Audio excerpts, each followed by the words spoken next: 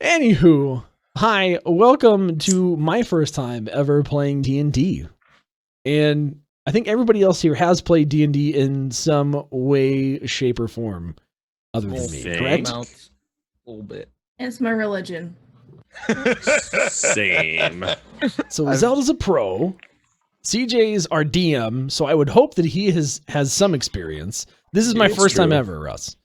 So Tacky, guys, if you're not currently also familiar with TheOnlyTachyon, go over to mixer.com/TheOnlyTachyon. Also mixer.com/ZeldasTwin. Also, Gage, where are you gonna stream eventually? Both. Sorry. Both. Follow GaigeOkami everywhere, and then also CJ, what's your stream handle? I know Candybag CJ. It's just everywhere. Candybag CJ. So Candybag CJ everywhere. The Twitch, the Mixer, all the places. Thank you so much, Nacho, for that host and for that resub for 3 months. Let's go.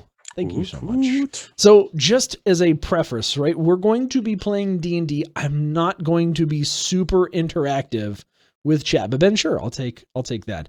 When we're in the RP, I'm going to be focused on the group, and so it's kind of just going to be a viewer's delight stream tonight. Feel free to interact with each other in chat and have fun. You might get some fun reactions out of us.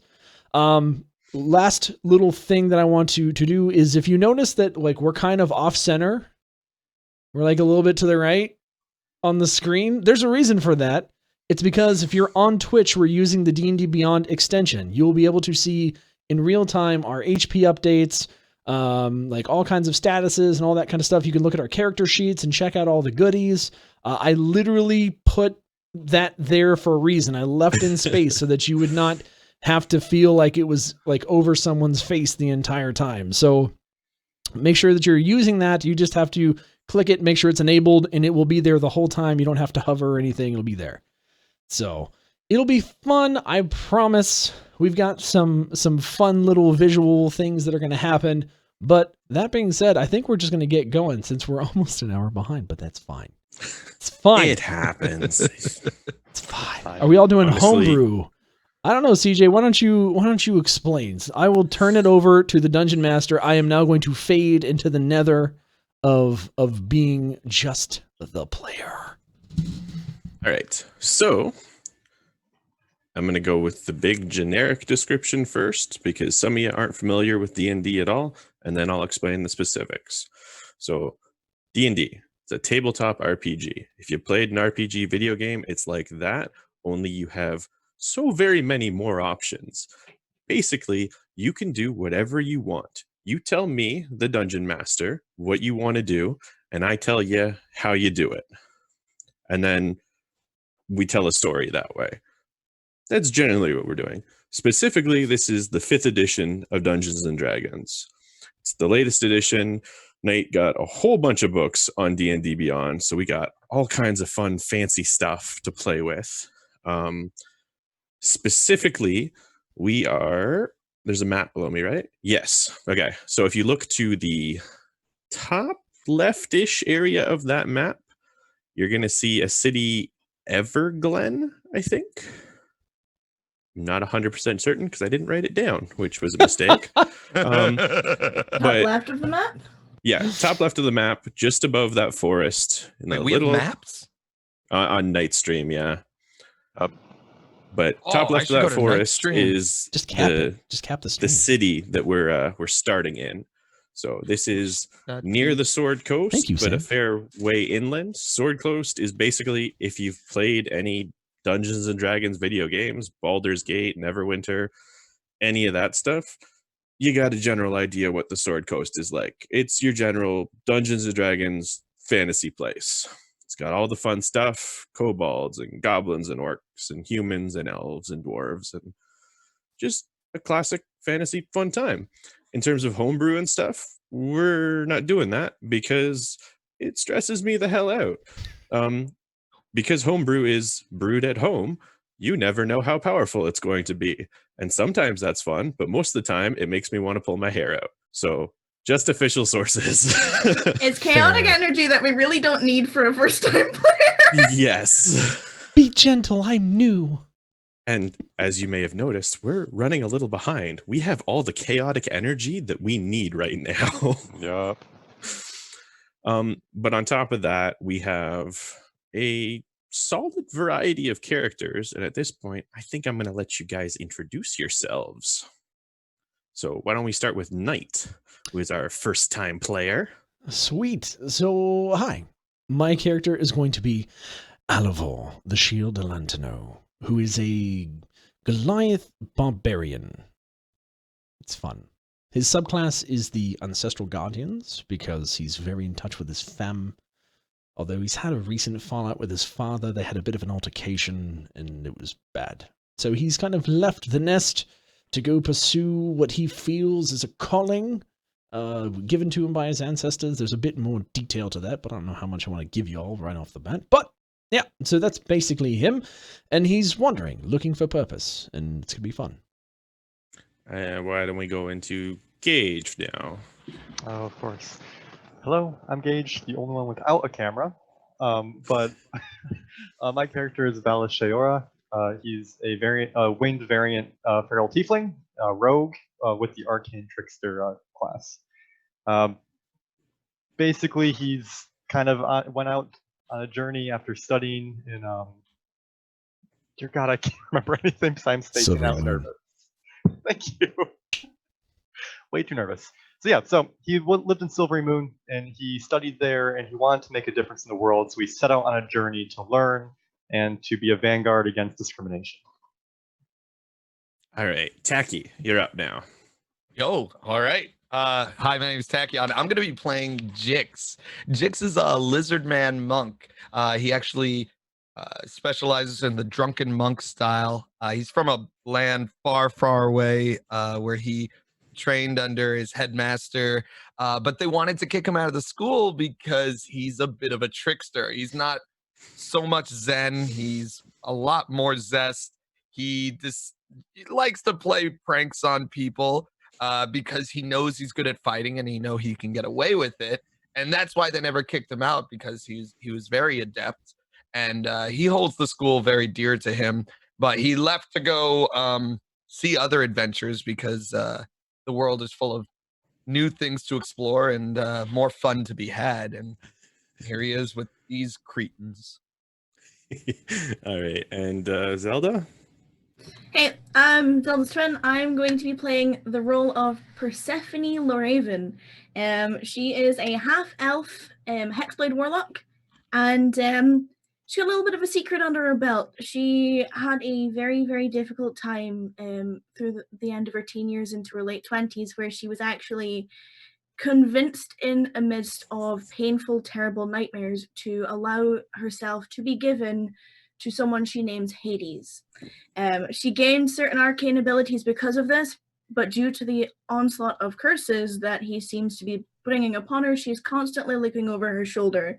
She believes that it is her goal and destiny to basically rid the world of all the evils that are plaguing her and the land, because she wants to stop anything bad happening to the world and refuses to let anyone suffer as she has suffered. She's got a lot of secrets under her belt, and despite the fact that we have a rogue in the party, she is the edgelord. Edgelord. So right out the gate, you can tell this isn't a group of characters that's probably going to hang out with each other of their own volition, which brings us right to the start of this campaign. The various paths that these guys have traveled have inexplicably all led them to the same location, which is Bell's Hell, a very old tavern in wow, I'm really bad. I forgot the name of the city again, but we're just gonna push on through Evermore? That. Maybe. Sorry. I'm also very anxious, so bear with me on that. I forgot my hometown. You're fine. But so yeah, your various paths have led you to Bell's Hell. In terms of taverns, it's a little seedy. It's the type of place where you can find whatever you want for a price. It's not the type of place that you're going to find anything too evil, so to speak.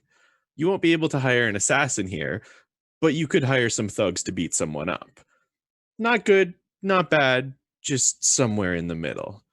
And so this is where we're going to start. And so how do you all arrive at the tavern? Let's start again with Knight and keep that order up.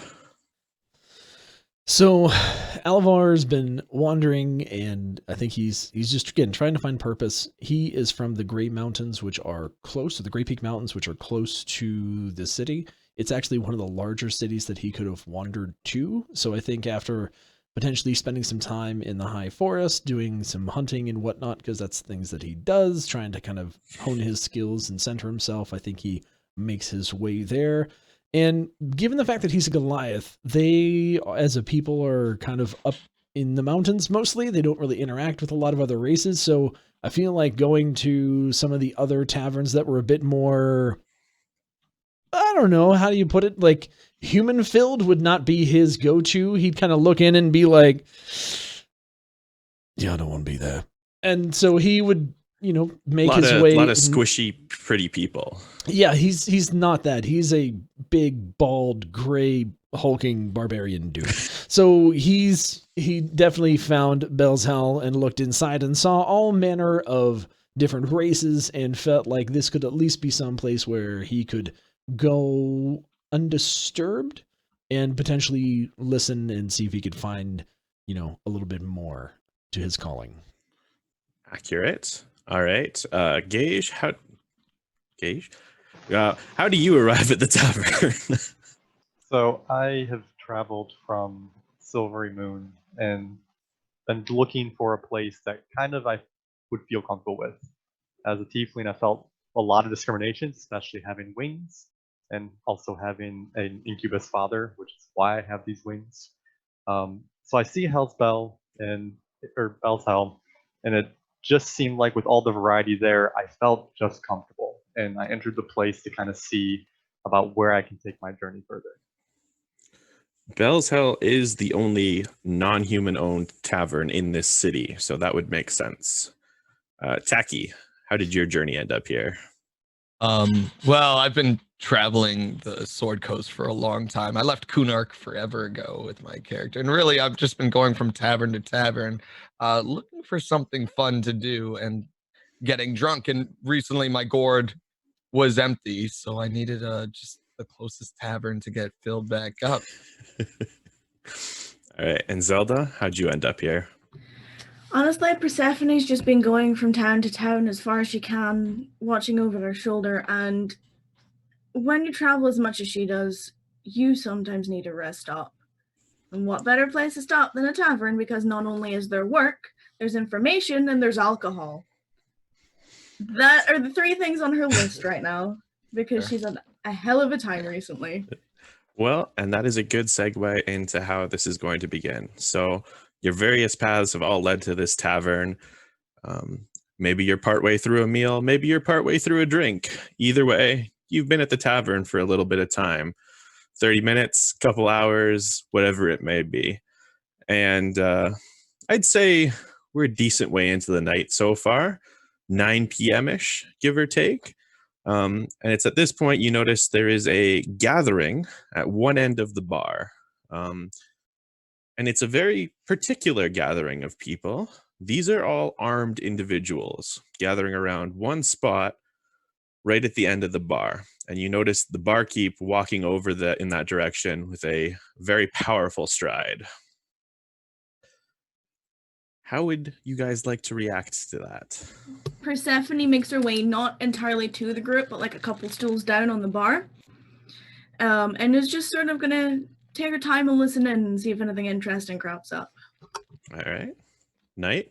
I think Alvor would be sitting at a table, probably in a corner somewhere. And if he's seeing that gathering, he would definitely be eyeballing that way, maybe make his way over to a pillar near the group and pull a lead. Gage? Valis would be just basically sitting off in a corner, and just as he sees everyone armored, he'd be a little wary of them and just stay there and wait to see if anything happens. All right. And Tacky? So it's a gathering of armored individuals, correct? Armed individuals. Armed Not all of them wear armor, but some of them do. These are some very dangerous looking people. I can only can I go ask to look at one of their swords? I just want to like, I'm going to drunkenly lumber over to one of them and be like, hello. All right. So, you've all, except for Tacky, kind of posted yourself up and are watching this situation unfold. For the three of you that are not the drunken lizard, you see a drunken lizard start stumbling towards this group. And you're not the only one that noticed. The group has noticed the drunken lizard stumbling towards them. And at first you're expecting, perhaps violence, but they kind of part the way towards whatever it is they're all looking at. Oh, okay. How do you want to handle this, Tacky? So wait, they're all looking at something and they move out of the way. What are they all looking at? I would love to. I'm going to put my arm around one of them and stare at whatever they're staring at. All right. So Tacky sidles up beside one of the burlier looking gentlemen there, puts his arm around him and takes a look at what they're all staring at. And it's the job board. And it looks like the bartender is putting up a fresh set of jobs. Some of them have already been grabbed. Some of them sit there aimlessly. You do notice one in particular in the exact center of the board, written on parchment that seems older than you. If you were to guess, you would say that's been there as long as this bar has. How would you proceed, Tacky?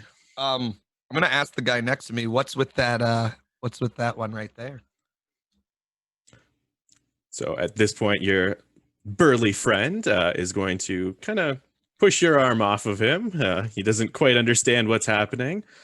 And in his gruff southern voice, he's going to go, "Oh, a new one, eh? It's the old job. It's the boss's job.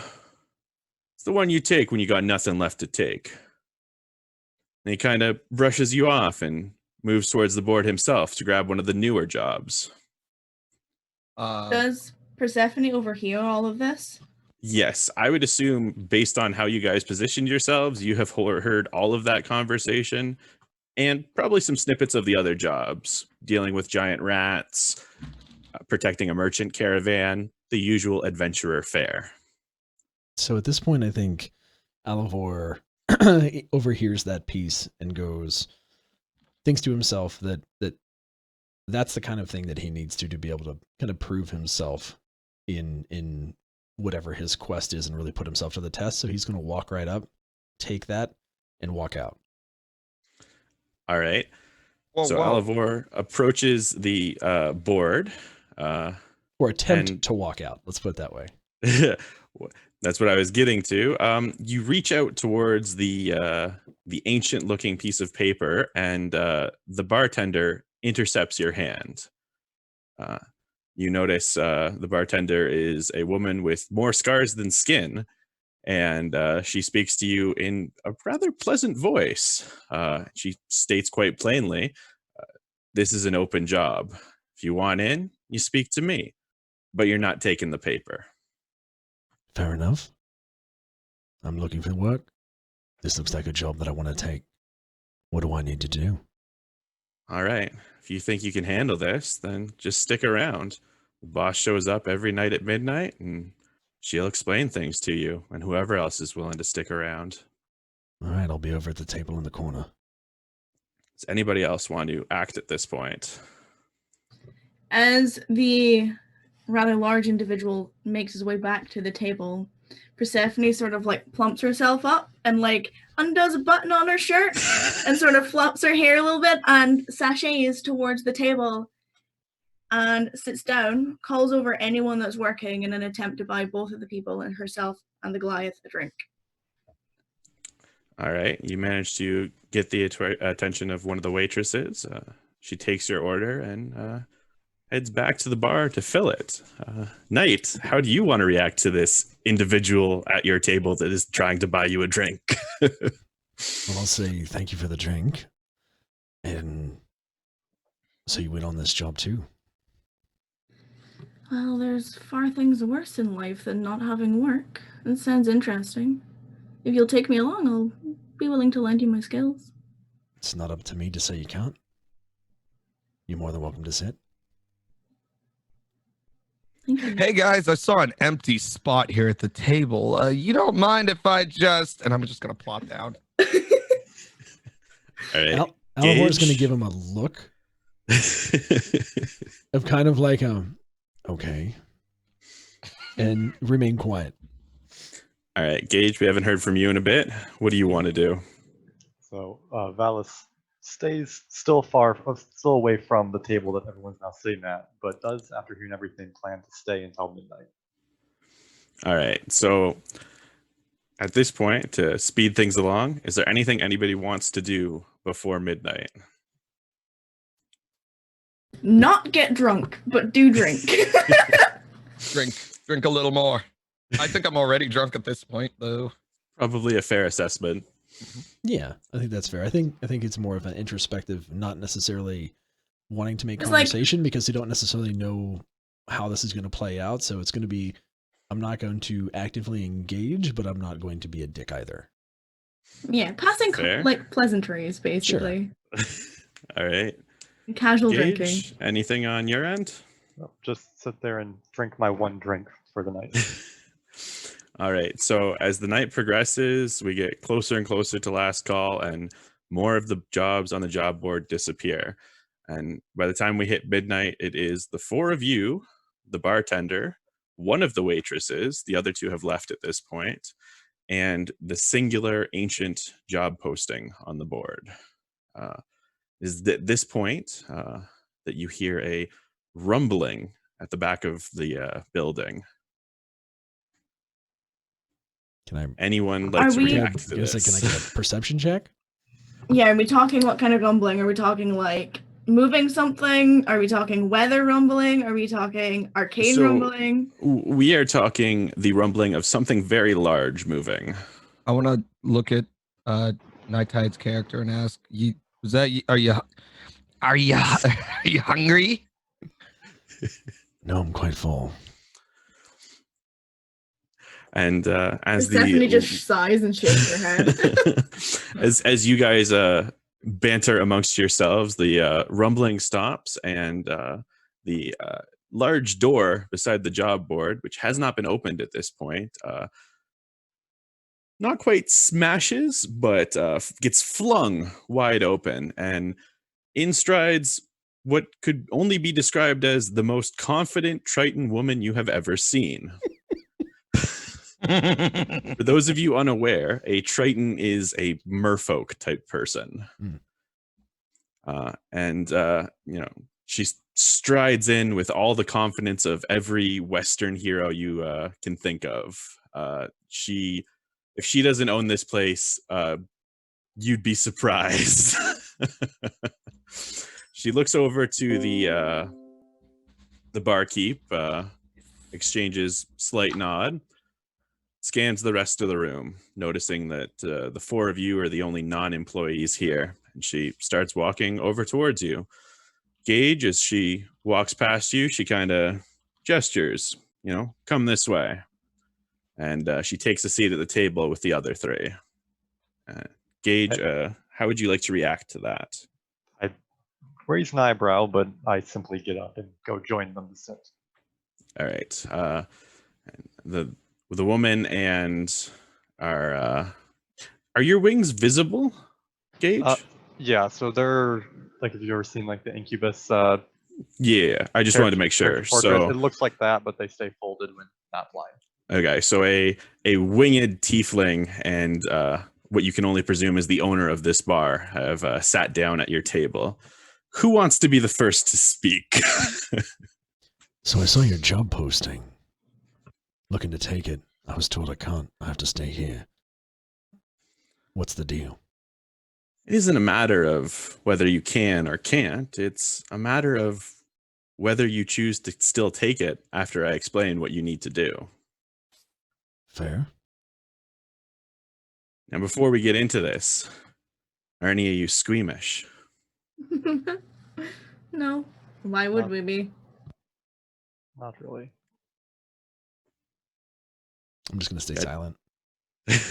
Tacky, anything? Jix loves a good party.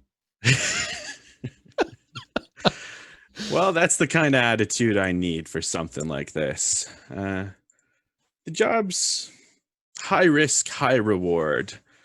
And when you get down to it, it's quite simple. I'm going to need you to kill a would-be lich, take his magic necklace, and use that necklace to enter the cave of an immortal. Then I'm going to need you to hold that immortal down and stuff a strawberry down his frickin' throat.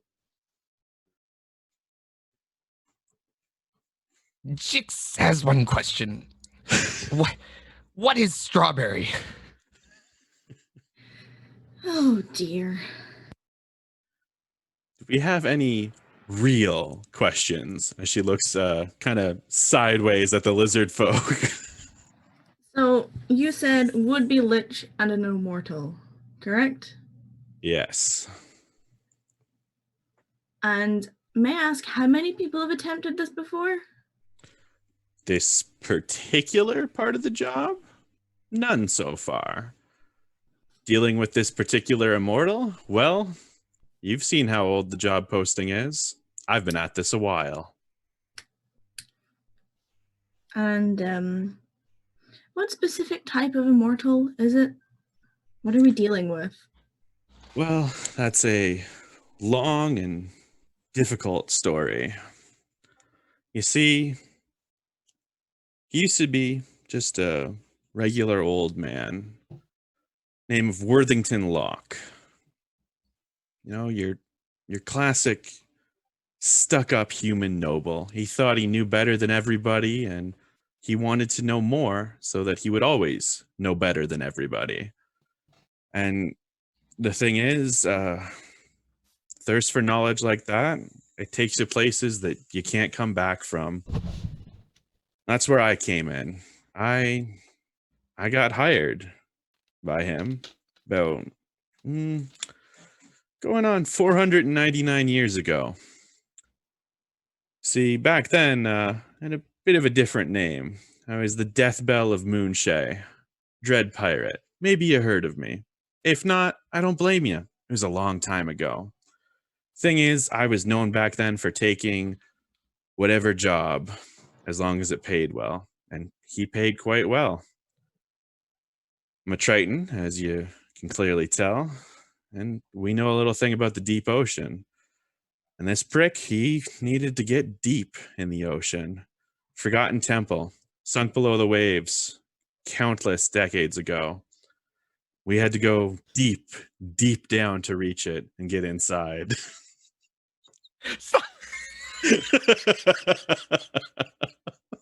I'm sorry. I was trying to remain serious, and I saw how Tacky was reacting. I couldn't help but play deep in that it. ocean. Got to get in there. Deep. All right, back to serious. On the way to the temple, I lost my ship and all of my crew. By the time we managed to get the gates open and get into the oxygenated part of the temple, not filled with water part, it was just the two of us left. And it was right around then that I realized what was actually happening. I thought this was your classic grave robbing type thing. There's something down here that he wanted. It wasn't something, it was someone. This temple was the bound place of a devil older than anything I had ever known. Place was covered in runes that to this day I haven't found a source for. And he looked frail and pathetic, but when I attacked, he wiped the floor with me. I didn't quite hear what Worthington asked of him, but I heard what he responded with. I can give you that which you desire. All I ask is a drop of blood and your heart's deepest love. Worthington pulled out a knife and sliced his hand open.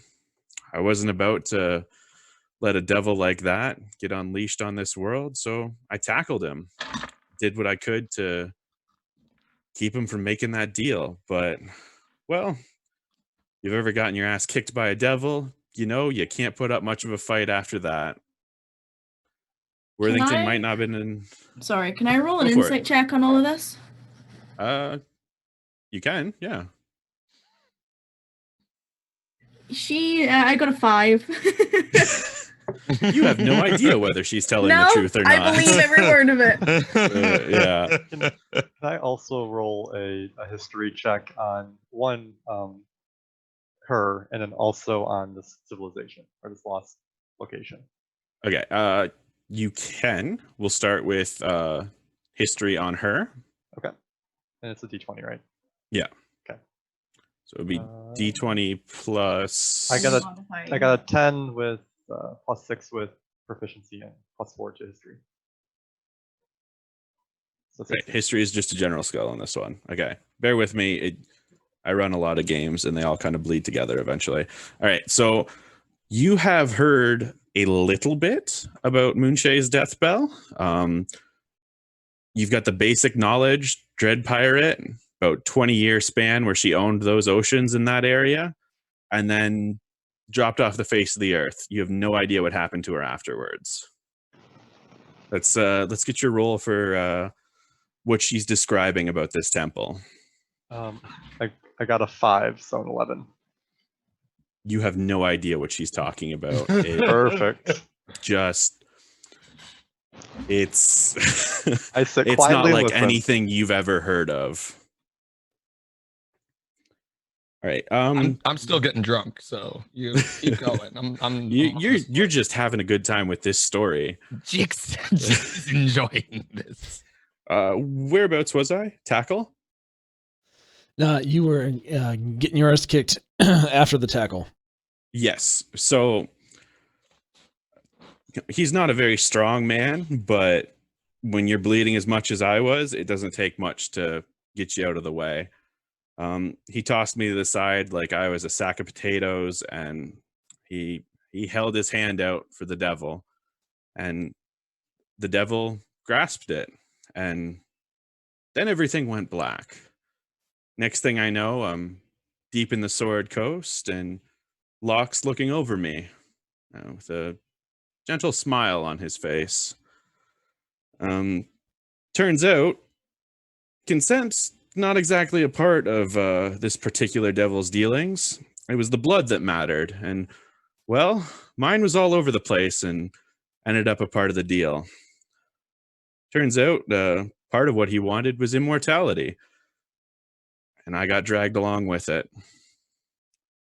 So the thing is, as long as neither of us partake of our heart's deepest love, we'll live forever. But for a Triton, whose deepest love is the sea, that's no kind of life. Once I pulled myself together and realized there was only one way out of this, I decided I wasn't going down without a fight. I'm willing to give up on this life if it means seeing the sea again, but I sure as hell ain't doing it alone. So I've spent the past 499 years learning every goddamn thing I can about Worthington Locke. And I know what he loves. That man did not spend a day on that ship not smelling like strawberries. And I know where he is. Third tallest mountain, third cave from the top. Just east of here, rather. Now I would go take him out myself, but, well, he chose that spot for a reason. You can see the sea from there. I stand there more than a couple moments. I get the sight of that thing I love most, and the life will drain right out of me. And that's where you guys come in. See, the cave has some kind of black-ass magic all around it. I've acquired some information about what it does, and basically, if you're a thing that can die, you do. But I recently found out who made the magic. The last group of adventurers I hired, they were able to analyze the runes around the entrance. And these particular runes are of the Netherellen origin, also known as the Empire of Magic. You may know them as the tossers that are responsible for what is now the Fallen Lands. Can I roll Arcana on them? Go for it. Wow, that was a 2 + 2, so I get 4. This dice is going to Dice Grave. It's probably a good call. Shame it. You're questioning everything you know about magic. I mean, that's a bit on par for her anyway, so I'll take it. I love it. Anybody else want to see if they believe what she's saying so far? Or see if they have any information that can verify what she's saying? Yeah, I could also roll for Arcana. Go for it. Nat 20. So Ooh. 26. Ooh. All right. At least someone's useful. Well, you feel like as an arcane trickster, you got a pretty solid understanding of arcana, and you know you're from around this area, give or take. You know all about the Fallen Lands. Everything she says tracks with what you know so far. The Empire magic dealt with some really dark shit. It does not surprise you that some kind of death field is in their wheelhouse, so to speak. And so that brings us to the would-be lich part of this job. Turns out the only way for people to get through these kinds of fields is with a key. And that key usually presents itself in the form of a Empire of Magic royal insignia. Basically, these fields were to keep the commoners out. You show that you've pledged your allegiance to the Empire, and you can walk through them, no harm. Specifically, it looks like these keys emit some kind of field that cancels out whatever this death magic does. Can I roll insight on this? Go for it. Okay. All right. So what would that be? A D20? That would be a D20, and then I've got +5, I think. Yeah, I think that's what. Hot damn. Yeah, +5 for insight because you have wisdom. I got a 7. Never mind. 12. I mean, geez. Well, or is it a you 7? believe her. Is it a 2 + 5? No, it's a 7 + 5, so I got a 12. There you go. So Yeah, you're not rolling like me. Oh yeah, no. it's a decent roll. You believe what she's saying so far. As far as you can tell, not a single lie has exited her mouth so far. All right, cool. All right, I should do that more often. So the job is simple. You kill this this lich or would-be lich. I can't quite verify whether it's actually a lich yet. And you take the key off of his body. Supposedly he's kind of rallying any followers of the Empire of Magic. It's been a couple hundred years since they've been a thing, so not quite sure what kind of followers he's rallying, but I've got reports of a fort getting built up in the Fallen Lands. So I want you to head over there. I want you to, one way or another, get this key. I need you to go up that mountain, and at that point, I'm going to need you to, as previously mentioned, stuff a strawberry down this bastard's throat. And once you do that, that'll break the curse and, or deal, rather. I'm the only one that thinks of it as a curse. And the life should drain from his body pretty quickly. Just bring me what's left. If it doesn't work, just bring me him. This particular flavor of immortality that he has inflicted on us has basically paused us in time. So there's no possible way for him to become physically or magically stronger than he was when I knew him. And any questions? Should we break this deal on one side? Since the initiator is going to be, should we succeed, passing on, what does that mean for you? Because the deal will be broken. Will you suddenly pass as well? I've looked into it. I can't get a straight answer. If I thought killing myself would kill him, I'd have done it years ago. The only way to be certain is to make sure he dies first. If I go with him, well, I'm willing to take that risk. So I'm glad it's you, not me. What's the difference between a lich and a would-be lich? Well, Well, do we know what liches are? That would be the appropriate question. It's a pretty common thing in this particular realm. So look, I live in the mountains, okay? I'm going to do this with a metaphor. So I don't get out much. Let's imagine that living life is a fire and the years left in your life are wood. Now, monks, like our drunken friend, they can extend their lives by hardening their bodies and souls. They make it so the fire of life does not burn that wood, and that's how they become immortal. Liches, they put out the fire. They become death, but still experiencing life. A would-be lich is someone that's in the process of putting out that fire. They're not quite undead, but they definitely aren't living. Persephone kind of hesitates while drinking when that line is said, and then continues to swallow. So how do I kill it? Well, it's still mostly alive. I'm assuming that great big axe of yours should work. Fair enough. So Jix goes to ask her a question, then quickly second thinks himself, stops, turns to Persephone and says, "So a berry made out of straw?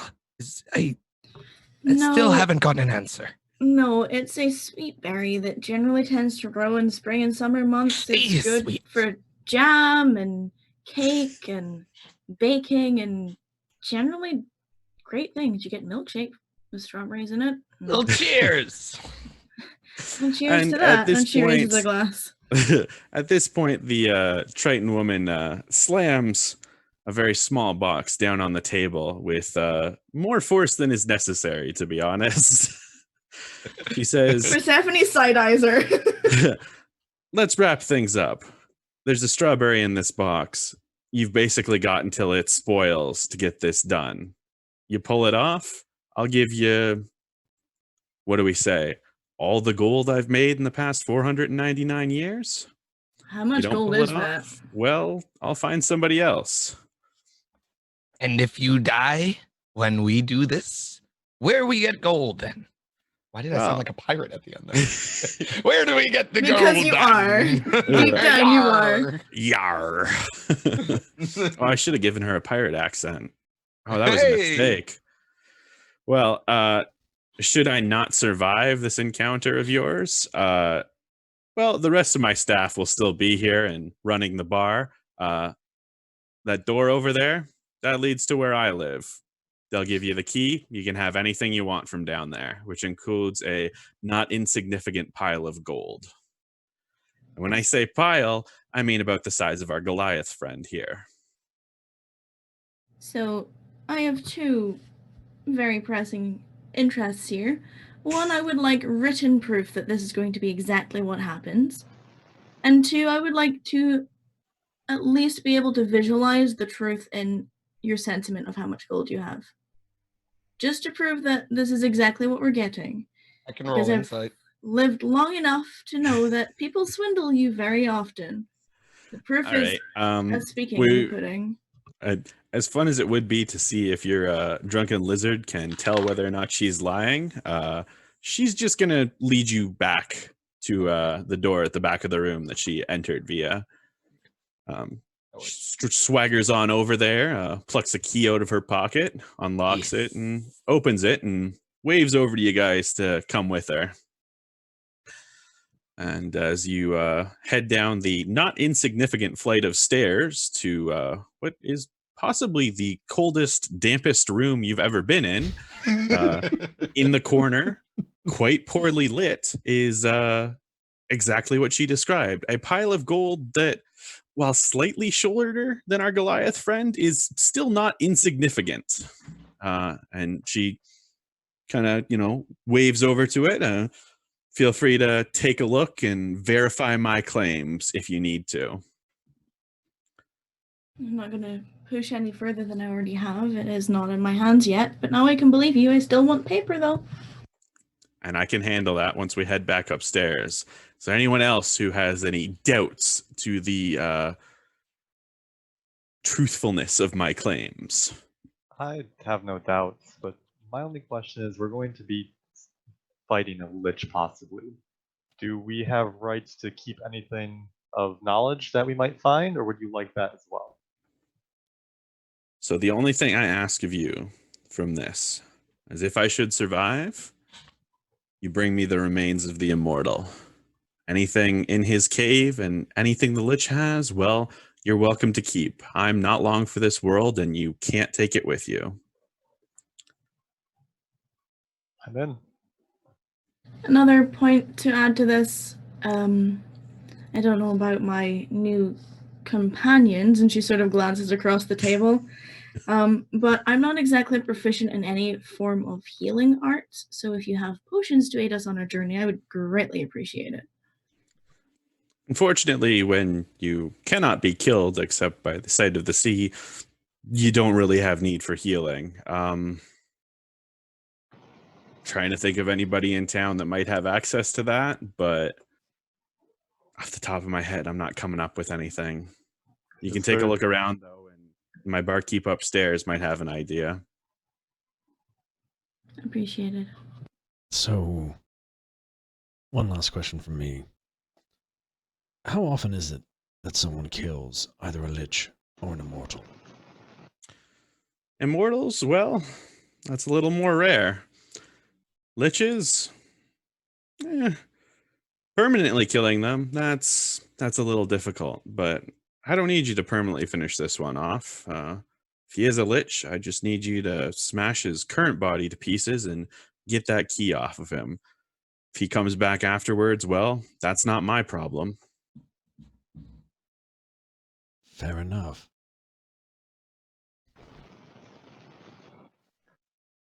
Anybody else? All right. Where would you guys like to head to first? You've got a general idea of where you need to go for this lich, but might be worth picking up some supplies before then, as Zelda suggested. Yeah, as long as we sign before we leave, I'm set. Like, she makes a point of, like, demanding the paperwork before she leaves. All right. She's been fucked over before. Like, this is her thing. So, all right. Does anyone have any healing? You got nothing. No one's playing a healer. Right. Makes that reckless raging barbarian thing a little less palatable. Anyway. You'll be fine. It'll be fine. Okay. Yeah, we definitely need to find some place that probably has some healing. All right. So we'll say the barkeep draws up a contract for those of you that need written confirmation. Well, I don't want to be left off of it, if that's what you mean. For those of you that have seen contracts, I'm assuming Gage and Zelda, this is much simpler than what you're used to. It states very plainly, do this thing, kill or deliver immortal, get this gold. And, she has signed it. She agrees she will be giving you that gold, or if she is dead, that it will be delivered to you.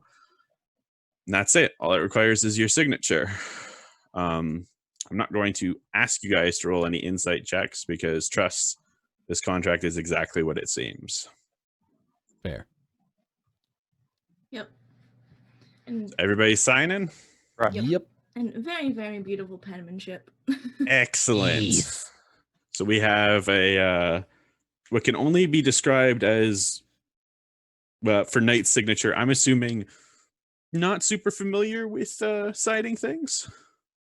I make a mark. There's what can only be described as a scribble for a Knight's signature. Zelda's is quite elegant and lovely.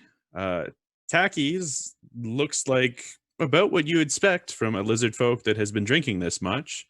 And Gage, I'm assuming yours is very tiny and very unassuming. Definitely more scripty, yes. All right. And with that, your new Triton contractor, shall we say, heads back down into what can only be described as a damp, shitty place to live. And the barkeep kind of explains to you what your options are in town for supplies. Couple of regular stores if you need anything rope and that kind of related.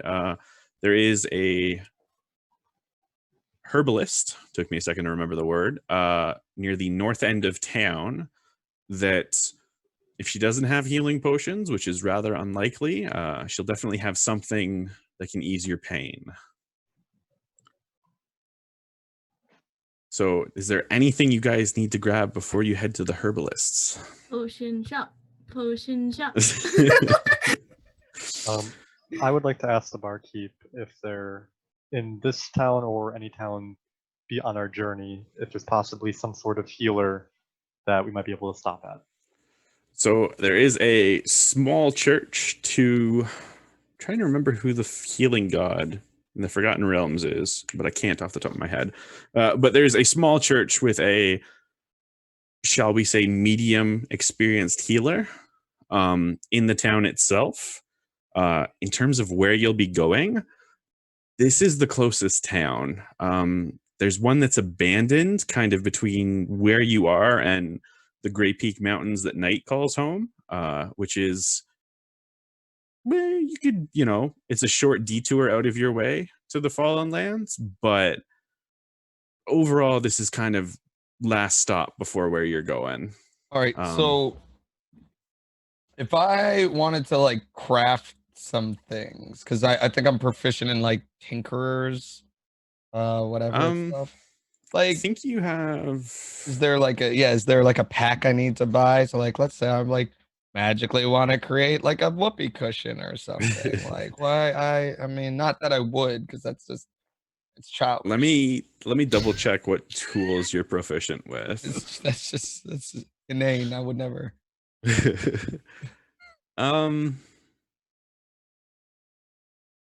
Don't have any tools as far as I can tell. You have proficiency with Tinkerer's tools. Right. But I think the ruling that you gave was that if you're proficient in a tool, you start with it. That's right, because you don't start with thieves' tools either. Oh, that's such a weird rule. So yeah, you would have a set of Tinkerer's tools, and depending on the method of transport that you choose, you could, in theory, craft some tiny, harmless objects with them. Okay, cool. And so I don't need to buy anything for that. Like, okay. We'll assume the tools have enough material to create perfect 2 or 3 things. I'm ready then. Anybody else got a stop they want to make before the herbalist shop? Let's get to it. All right. So your what can only be described as ragtag group of miscreants walks and or stumbles towards the herbalist shop on the north end of town.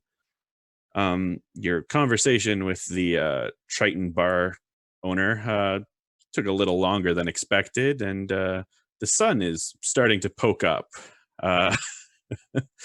So by the time you, with your, shall we say, impaired lizard folk friend, get to the north end of town, the shops are starting to open. You see a rather unassuming shop with a herb sign, and you can only assume this is where you were directed to. Awesome. So if it is open, she lets herself in. All right. I'm assuming everyone follows in. Yep. Let's go. Yes. All right. Inside, you see, I'm not going to say ugly, but if she was pretty, it hasn't been for a while. So a, shall we say, experienced elf woman who is currently grinding something up in a mortar and pestle on her counter.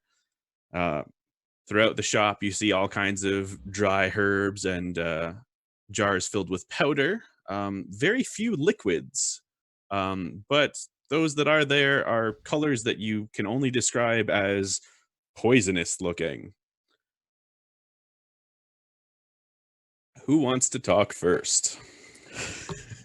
So, Persephone walks up to the counter and gives, polite Reuben, bobs her head a bit. She goes, good morning, sorry to come in so early, but we're taking up a quest and would quite like some healing items. Be very great if you could provide us with something.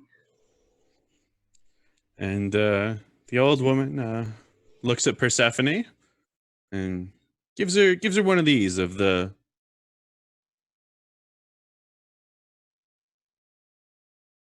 And then goes back to grinding what she was grinding. Looks up again and kind of gestures at the rest of the store. And in what can only be described as a voice that sounds like gravel in a grinder, goes, well, you see, it's a shop, right? Go take a look. I'm not going to show you what you're looking for. You bring it here, I'll tell you what it costs. And she goes back to grinding. Unfortunately, there doesn't seem to be any sort of liquids on your shelves, and generally health potions come in liquid form. So is there something that you have in the back that maybe we can take a peruse at? And boy, you've got her attention now. She takes her mortar and pestle, picks it up, and makes sure you can see that she's picking it up, puts it over to the side, and puts it down. Then looks you in the eye and goes, oh, sure you're an expert on healing potions then, eh? Or then maybe you can tell me whether I'd have some healing potions. I love this voice. I love this. Well, I did ask if you have any backstock. I mean, we were pointed in your direction by the lovely barkeep down the end of the road and their owners, so... And at this point, you see the demeanor in this woman change rather quickly, as well as what remains of the blood in her face leaving it. She's quite pale at this point. Oh, so Belle sent you, eh? All right, I got stuff for friends of Belle. And she disappears under the counter for a second. You hear some crashing, what can only be described as the screeching of an owl, and she reappears with about 5 potions of varying color. And when I say varying, we're talking orange, purple, yellow, and pink. None of these are even remotely close to each other in color. Can someone roll an insight check? Can I roll? Well, I was going to say, can I roll Arcana on it to see if I recognize any of these? Zelda, give me a Arcana. Tacky, give me an Insight. Ah, God damn it. I got 19! 17 plus 2. I got a 3. All right, so well, plus 5 is 8. Can I try an insight check? I just want to see if she's like scared of Belle or if she's like pissed at Belle. All right. Yeah, give me actually give me a perception check, Knight. Give you a perception check? Okay. Yeah. I didn't have that page up. All right. Oh, and by the way, Tacky, you think this is the nicest little old woman you have ever seen. You would trust her with anything. I am drunk, and she is bringing out colorful liquids, so par for the course. I got a 12. Knight. 12? Yeah. All right, so looking at her, you're not thinking anger. Okay. This is, from your eyes, this is prey that's been reminded of a predator that once attacked it. And what'd you get for your Arcana, Zelda? 19. All right, so thankfully, you actually do know a little bit about healing potions. And looking at these, they're not exactly traditional, but they definitely appear to be what they seem to be. That said, you think about it, and that pink one, it's a healing potion, but you're pretty sure it tastes horrible, if your memory is correct. Whereas the orange one is definitely only usable if smashed against your skin. So they'll heal you. It's just they're not the best quality of healing potion. Is it orange you have to smash across your skin? Orange is smash across your skin. Taking notes. The rest are, for those of you that are interested, the rest may not taste great, but they're not horrible. And then the pink one is going to taste real bad. But they all have some form of healing property. They all heal. They all are, for statistical purposes, these are all your classic healing potion. Which I can actually give them to you on the sheets. How do you guys want to divvy these up? Well, I'm not sure we're buying them yet, but... Oh, okay. Well, let's figure that out first then. I DM'd you something, by the way. Oh, okay. And Knight, for reference, healing potion is 2d4 plus 2. Yes. Okay. Well, as Jix sees all these lovely, colorful liquids comes out, his eyes, his reptilian eyes clearly like light up a little bit and the pupils start to dilate. So he's excited and he's down to buy whatever because he only has so much money and he doesn't really care for material possessions. Only drink. All right.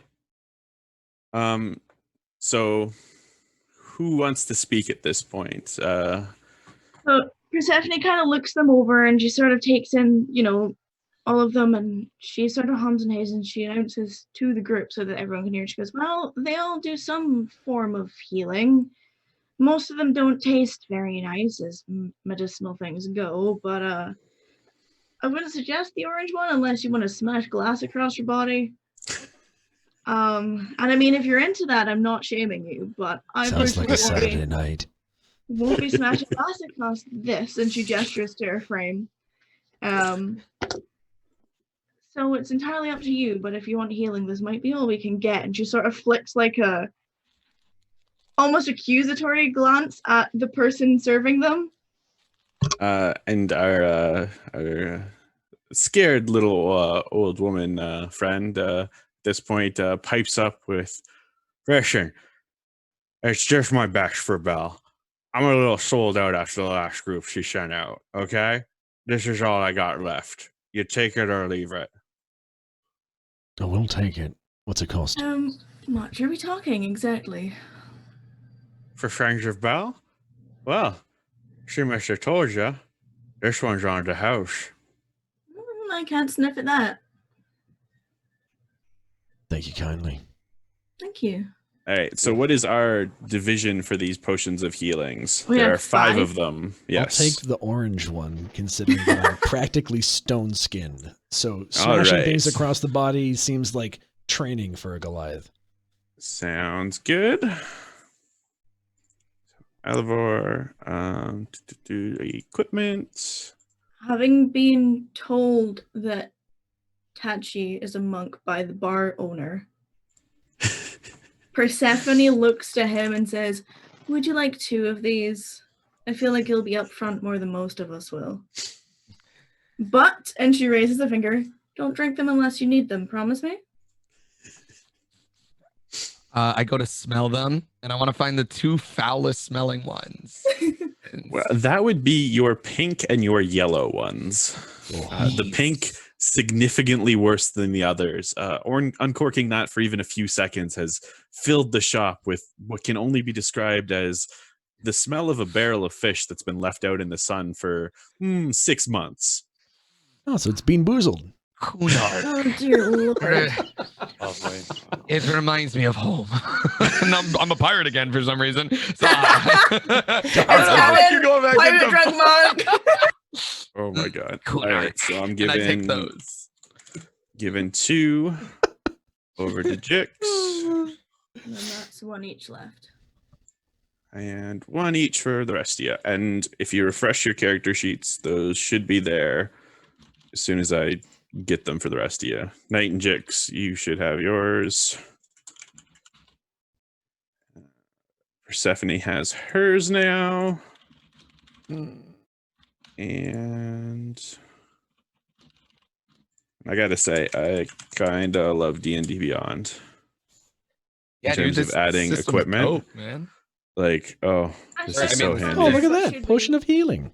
All right, so everybody should have their potion, or in the case of our drunken monk, potions.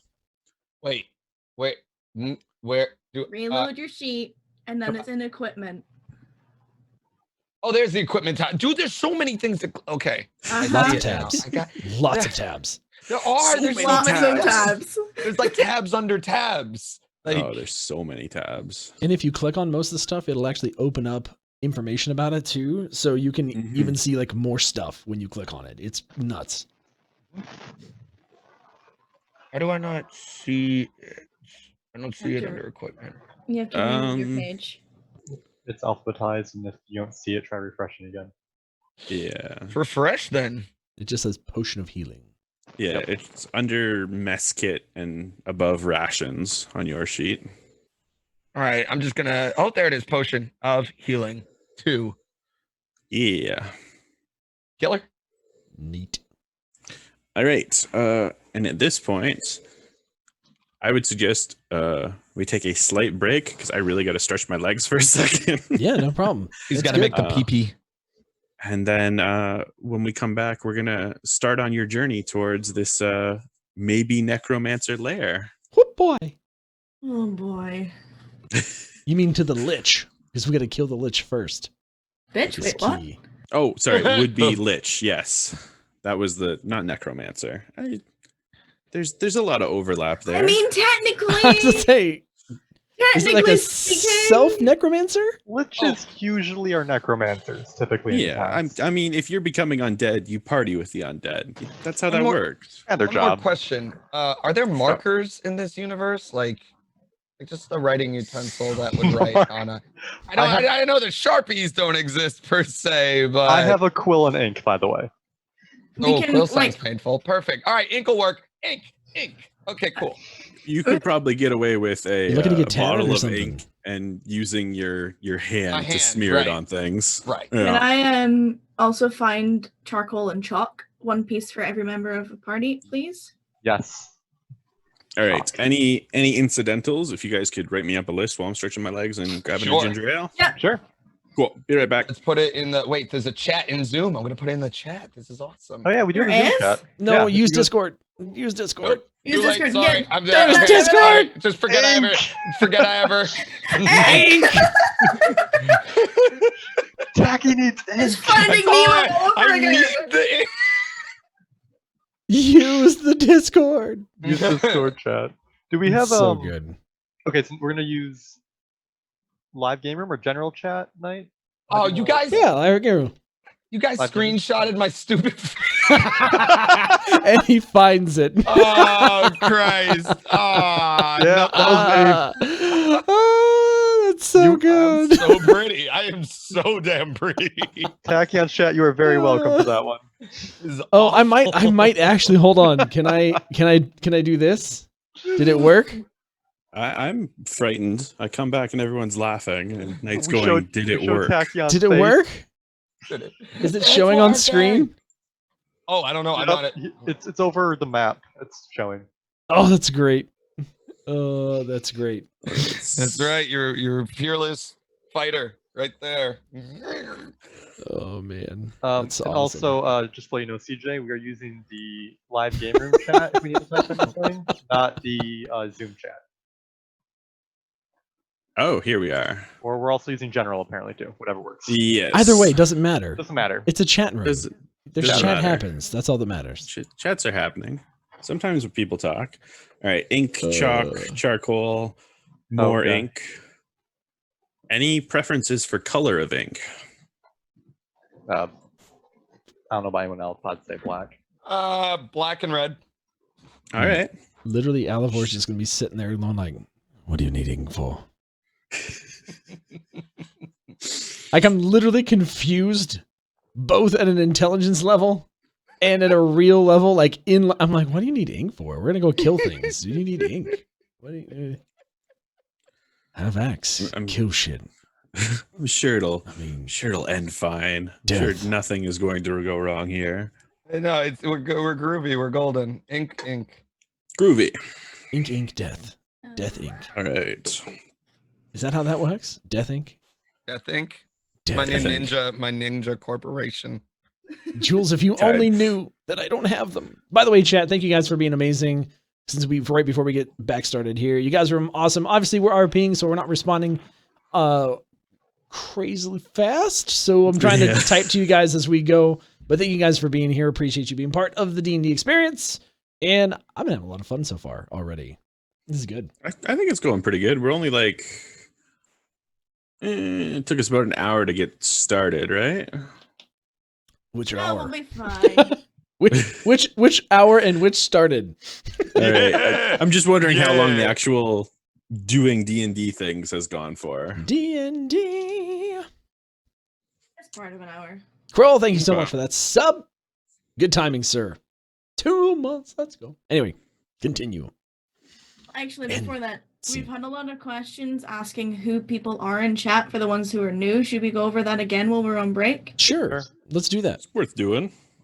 Wait, what are we going over? We're just going to go over like who we are as our class. Character. All right, I knew that. I was making sure you guys all heard too. Oh, thank you. Go for it. You're very helpful like that, Tacky. I'm here. Take the lead, Lizard Man. Who are you? Oh, my name is Jix. I'm a drunken monk, a lizard man from a far-off land called Kunark. I tend to play a lot of tricks, and I'm drinking a lot, and not really good at making friends per se, but I'm useful at what I do. I love Jix voice when it's not pirate voice. When it's not pirate, Jix, I am Jix. I am Jix. I still like Pirate Jix as well. It's Jix. All Jix is good Jix. Give me the money. If I don't have coin, I just take yours. I'm gonna say the herbalist shop owner, that voice went in a different direction than I planned, but it was fun. Dude, that was a good voice. I liked it. It's a great voice. All right. I was like, how many cigarettes does she smoke? Let's just go. We'll just go up and over. Zelda, go. I am playing Persephone. She's a half-elf hexblade warrior. A little bit of an edgelord, but she knows she's hot shit and she uses it to her advantage, as you can probably tell. So apologies if anyone's uncomfortable by that, but it will be a thing. Jix enjoys. All right, and Knight is Alavor, a Goliath barbarian from the Grey Peak Mountains, who is kind of on a journey. on a journey to find himself. That's the simplest way to explain it. It's a good journey so far. It's a good journey. And I am Gage, the only one without the camera. I am a winged variant feral tiefling, playing as a rogue with the arcane trickster archetype. Pretty just relatively calm and intelligent character, but really hates discrimination. And I'm CJ. I'm literally everyone else. I am God. So fun fact. I was like, so CJ, like you're the dungeon master. Do you want to have like a fun name to display on the overlay? And he was like, oh, I'm thinking about a couple of things. And at the end, it was like, just make it dungeon master. I was like, oh, missed opportunities. Because like Morgan Freeman. I didn't want to be too jokey about it, because at one point I was like, my God, what if we just list my character name as literally every other character? I was like, let's try and keep it a little serious, at least at first. And then it spiraled out of control, and that would have fit really well for what this has become. So Also, thank you, Zelda and Knight, for looking down while taking notes. It clicked in my head, I'm going to open up a sticky note and start typing notes. I have 0 screen space left, and I'm like convinced that I need a new monitor now. But yes, I have been noting. Yep. So I'm notes like, are good. I'm about 4 pages Deathbell, deep. Moonbell, I was like, Temple, am I allowed Black. to take notes? Am I just to remember all of this? I Of will course you're allowed say, to take notes. I play from the hip pretty hard when it comes to this stuff. So you guys taking notes is going to help everyone, because there's a solid chance I'm going to forget some of these minor details. I mean, It's like, what I wrote what most city of are it we in in? this document. What? Well, that's the thing. What Like, city are we in? 80% of it is in this document, and then City the or rest state? is like, Everland is where we are, by the what way. did I say for that part? Everland. Oh God! And it says Everland right at the top of the document, and I never missed it before. Love it. So, LUND? Yes. yeah, EVERLUND. In fact, Yeah, It's a city. for I've those of been you, DMing my friend on Discord to take notes. He'll just wonder what the hell. So, I'm gonna post this, guys, for you. Gage found this. This interactive map is nuts. Like, you can turn on all kinds of toggles around points of interest, and if you click on them, they have lore and backstory and all kinds of crazy stuff in there. So if you ever want to have a resource to know more about the area you're in, this thing has you mostly covered. And fun fact, everything that isn't a specific character that I've said so far is actual lore from these locations. Like the Empire of Magic and all their weird shit and the Fallen Lands and all that. Like, it's all stuff that Forgotten Realms has created over the years and expanded upon. And there's so much information there. Quick question. I've been trying to find it since we started, but where is Everland on the map? What do you mean? Everland? It's above the High Forest. Okay, above the High Forest. There's like a there it is. Nope, found it. It's right on the river. It's right down the street from Silvery Moon. yeah. It was a very long walk. Yeah, I that's what I was saying. there. Like, we got a couple of people generally from this area. I have no idea where we are. Oh, the Sword Coast. Okay. Yep. So, Tachyon, see the High Forest at the top of the screen? Yeah, I do. Yep. So right above it, like literally right above High Forest. That's where we are, Everland. Yeah. Hey. That's where you're starting. Hey. Hey. What up, Everland? How you doing, girl? And as fun as it would be to make you guys go to Hellgate Keep, which I can only assume is a fun place, we're going to bypass that on your journey to the Fallen Lands because, I only noticed it right now. That would have been funny, though. Yeah. Neat. So you take your first stop in Hellgate Keep. And did Death House this morning. How much worse can it get? You pass the Doomslayer on your way in. Yeah. I am the Doomslayer. Yeah. Basically, yeah. All right. So where do we I'm go? Finish my cookie. Let's get into this. D&D is hard work. I needed a snack and another drink. No, I probably should have grabbed like a granola bar or something, but I didn't. I'm prepared, mostly. Except for when I'm not. Which is a lot of the time. All right. Be unprepared. So, I know, right? That map is lit. It's amazing. Yeah. I'm super stoked with this map. So ink, chalk, charcoal, ink. What's your gold situation like, Zelda? I have 10 on me currently. I put the ink in there for Jix, not for myself personally. Okay. Seriously, what the hell do you use ink for? A lot. To draw and stuff, obviously. Is that like a thing that you need to do for spells or something? Like, I don't know. I'm confused. Thing I need to do for me. Why are you listen, sir? You don't need to know everything about Jix right away. All I've seen you do is drink. I don't know what the hell you need to do with ink. Maybe he drinks ink. We've had a couple hours together Things already. I can't let you know everything about what I'm doing. It's fine. All right, let's say for the lot of the stuff, what's half a gold piece break down to? How many is that? 5 silver. All right, let's say 5 silver for the lot of it. Yep. And you get like the big like sidewalk chalk style chalk. Okay. Perfect. Cool. So it's not like shitty little bits. No, you got like a big fist-shaped charcoal for each of you, a big sidewalk chalk, and okay. I don't know, like a pop can worth of ink. It's for everybody. They're chalk and the charcoal for everyone. The ink is for Jix. Okay. Listen, don't judge me. First time. Don't know why you would use these things. Am barbarian. Just hits things. It might be useful. It might be useful. You'll find out. No one ever buys these. It's fine. I'm pretty sure I know why Zelda got chalk, and if we're going to a Lich's domain, I think I get why. Anyway, first time. All right. So I'm assuming you're all. I'm new here. I'm just gonna say it again. Hi, new. I'm Gage. Dad jokes. Love it. Right, Smug? That's what I said. Am barbarian just hits things. So anyway, speaking of hitting things, let's hit the trail and let's get out of here. Ooh. Yeah, that was a hell of a segue, right? Wasn't there a town church here? Oh, yes. Gage did want to go see a healer. I did want to see a healer. All right. What do you need to talk to the healer about? I would like to see if they, one, have anything for healing or also would like to join us. Oh, Ooh. That's a A question. bold move. All right, let's go hang out at a church. I was wondering. I was actually thinking they could teach you a healing spell Persephone or waits something. outside. Probably a good call to Warlock. As All does right. Alivor. He's not big on religion. All right, monk friend, are you going inside the church or?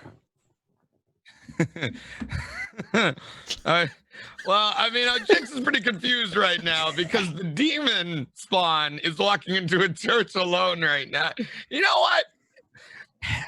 Jix would like to see where this goes. I was to say, if you don't go in, I don't know. I don't know what more opportunity you have. Oh boy! All right. What is this place? All right. Give me 1 sec because I just want to double check this name. Send the drunk lizard in a demonish church. What could go wrong? That's right. More drinks in here. I hear they have sacred cups. Where's the wine? Sorry, just 1 sec. What do we have here? There's trees, there's boys. We'll bless them all until we get verschnicken.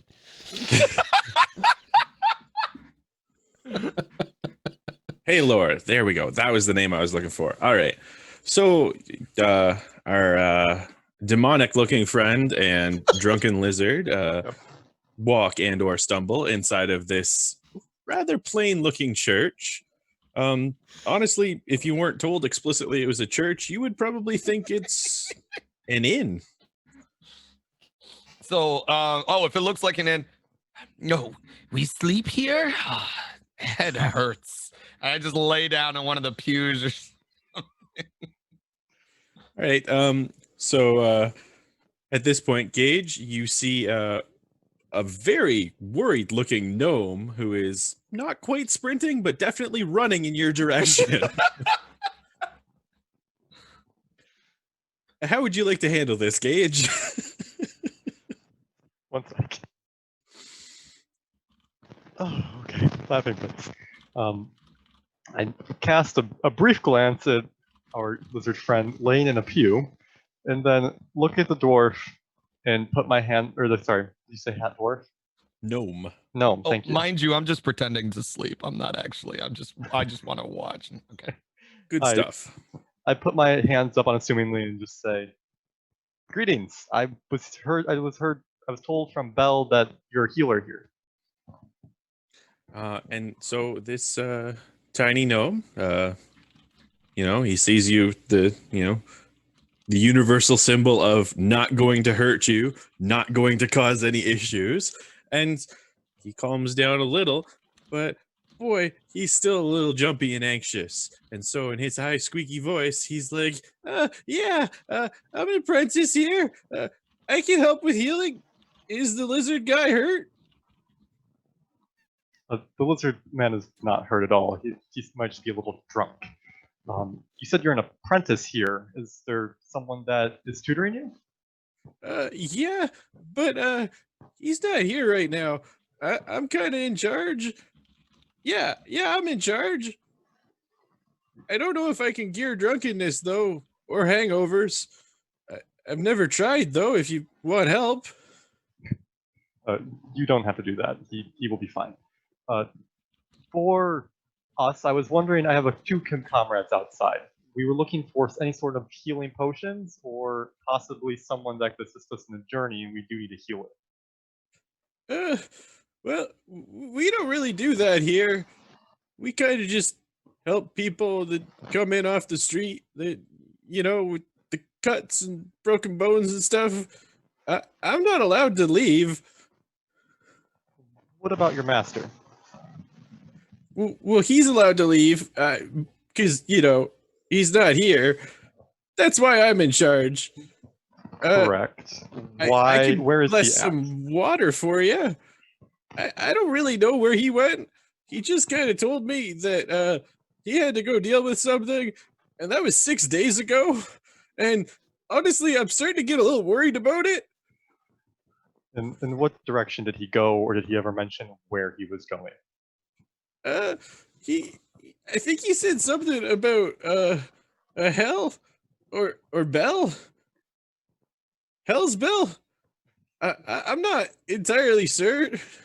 I'm gonna be honest. I've only been working here for about 2 weeks, and half that time I've been running this church, and well, I'm not very good at it. Nobody's come by in 3 days.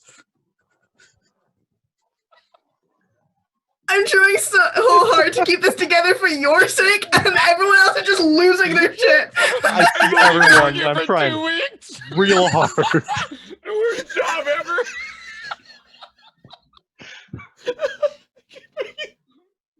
I'm gonna be honest, this character kind of took on a life of his own. I feel bad. Can this be the quest? I want to help him out. He needs the help. I can't breathe.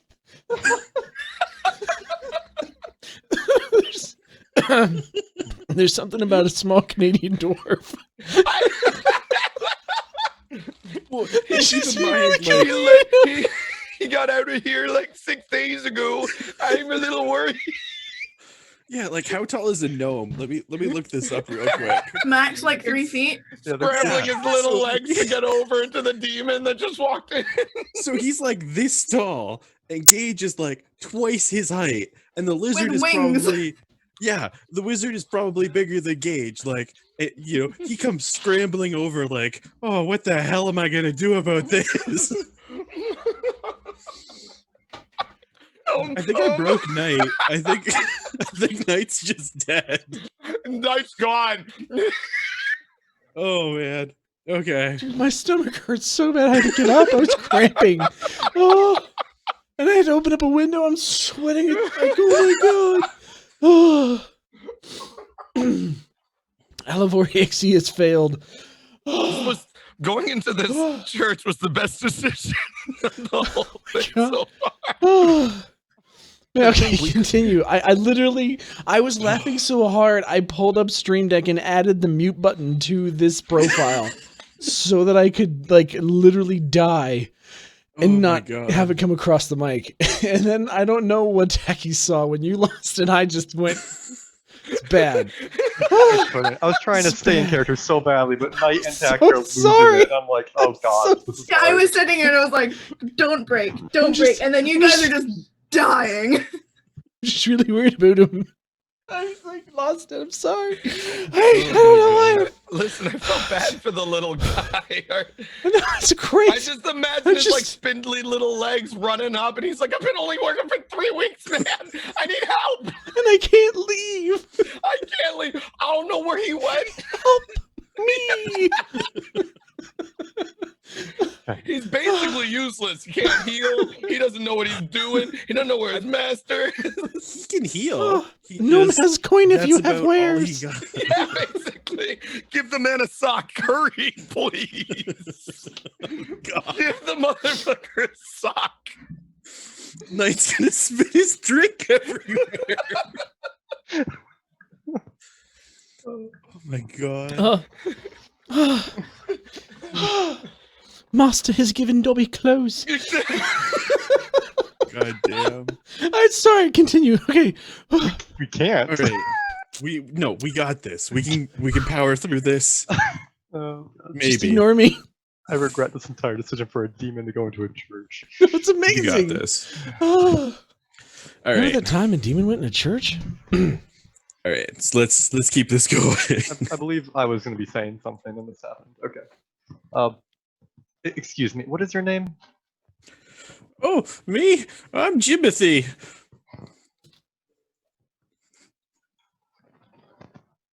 Damn it, Knight. He's gone. Ignore me. Just ignore me. I'm hiding. To be fair, I picked the name before this started. Timothy was a Little Jimothy. Jimothy, like Dr. Yes. Jimothy. So a demon, a lizard, and a gnome walk into a church. Yeah. All right. What do you want to do, Gage? I want to stop crying. Okay. Jimothy, what's the name of your master here? Oh, Balthazar? Well, yeah, that's his name, Balthazar. Got it. Wait one moment. I hold up a finger to tell him to wait, and then I go to the door, open it, call out to my 2 companions out there and say, can you go to Valhell's and look for a Balthazar? Sure thing. What am I asking for?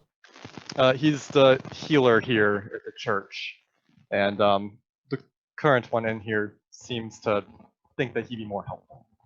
We have healing potions. But not a lot. Don't you have faith in your own abilities? No. Speak for yourself then. I have faith in mine. Meanwhile, Alvin's already started walking back to Bell's Hell. He's just he's very purpose driven. He's just gone. Persephone kind of takes note and like scootles up and catches up with him. She's like, "Oh, for the love of Hades." All right, so Jimothy is going to approach what he thinks is the sleeping lizard man at this point, and kind of poke at him a little bit. It's like, hey, Mister, are you okay? Yeah, I'm fine. I can do some healing, but if you're dead, that's a little outside my domain. I don't really know what I'm gonna do. Why does it poke Jix? Oh, okay. I was just making sure. You're alive. So hey, you look competent. Do you think does it want? Do you want to go? No, I said, what does it want? No, keep going. No, it's fine. Well, so yeah, like I told your friend, my boss has been missing for a couple days, and well, I can't afford to pay any of the suppliers at this point because there's only so much gold still here, and the people that give us money for stuff, well, they won't give it to me because they don't know me, and I was really hoping you guys could help me find my boss. I'd be willing to, heal you and stuff. Name. Boss. My boss or your boss? Your boss is. What is its boss's name? That's Balthazar. He's the high priest here. I think there were some others. Come along. I don't know where they are. Let's go then. Fun awaits. All right. And I pick him up and I put him on my shoulder. He's like, this will be quicker. All right, let's do this. But he can't leave. He is now. Apparently he can. So Come on with us. We got a healer now. Gage, you turn around, having sent your companions to Bell's Hell, and the drunken lizard stumbles out with a gnome on his shoulders. We have a gnome as a party pet already. Do we see him? Like, how far are we away? I feel like we would have been fairly a good ways down the road at this point. Its name is Jimothy. Well, you would hear a bit of a commotion as Jix attempts to exit through the doors. They're very large doors, so that's probably a good enough sign for you to turn around and figure out what's happening. So, are we still looking for its boss? Jix, put him down. Be gentle. Don't just pick everyone up you see. That's not how you do things. No, I don't mind this. I'm not very tall. This is really cool being up here, actually. Oh, God. And she just kind of mumbles under her breath and, like, scratches her forehead. And she's like, this is what I have to deal with. These are the people I'm working with. I do relatively the same reaction. Oh, wait a second. If we're leaving, I should probably lock this place up. It probably wouldn't look very good. Somebody broke in or something. Can you just put me down for a second? I put him down on the ground. All right, and he takes way too long getting up the steps because they're like normal humanoid steps. And he's 3 feet tall. Can I toss him up the steps? You approach to kind of pick him up, and he's like, "No, I got this." and of course the lock is like a full half foot above as high as he can reach, and he's like, all right, maybe I was wrong. You want to give me a hand with this? I think I'm going to turn to Jix at this point. Just be like, what's with the boy? It says it can help. It's Jix's friend. More party members. Oh, yeah. We can be friends. I don't have many friends. Shh, I did not say talk friend. Oh, okay. Jix, there's a slight problem with that and the fact that we have a contract signed and this person isn't in the deal. What kind of contract We're going to go and this? fight a possible lich. Do you still want to come with us? Not really, but it's that or stay here and, not die potentially. a place to live much longer. No I don't really choice, have boy. any good options. Well, as far as I'm aware, not very many people want to go and potentially die to what could be a lich.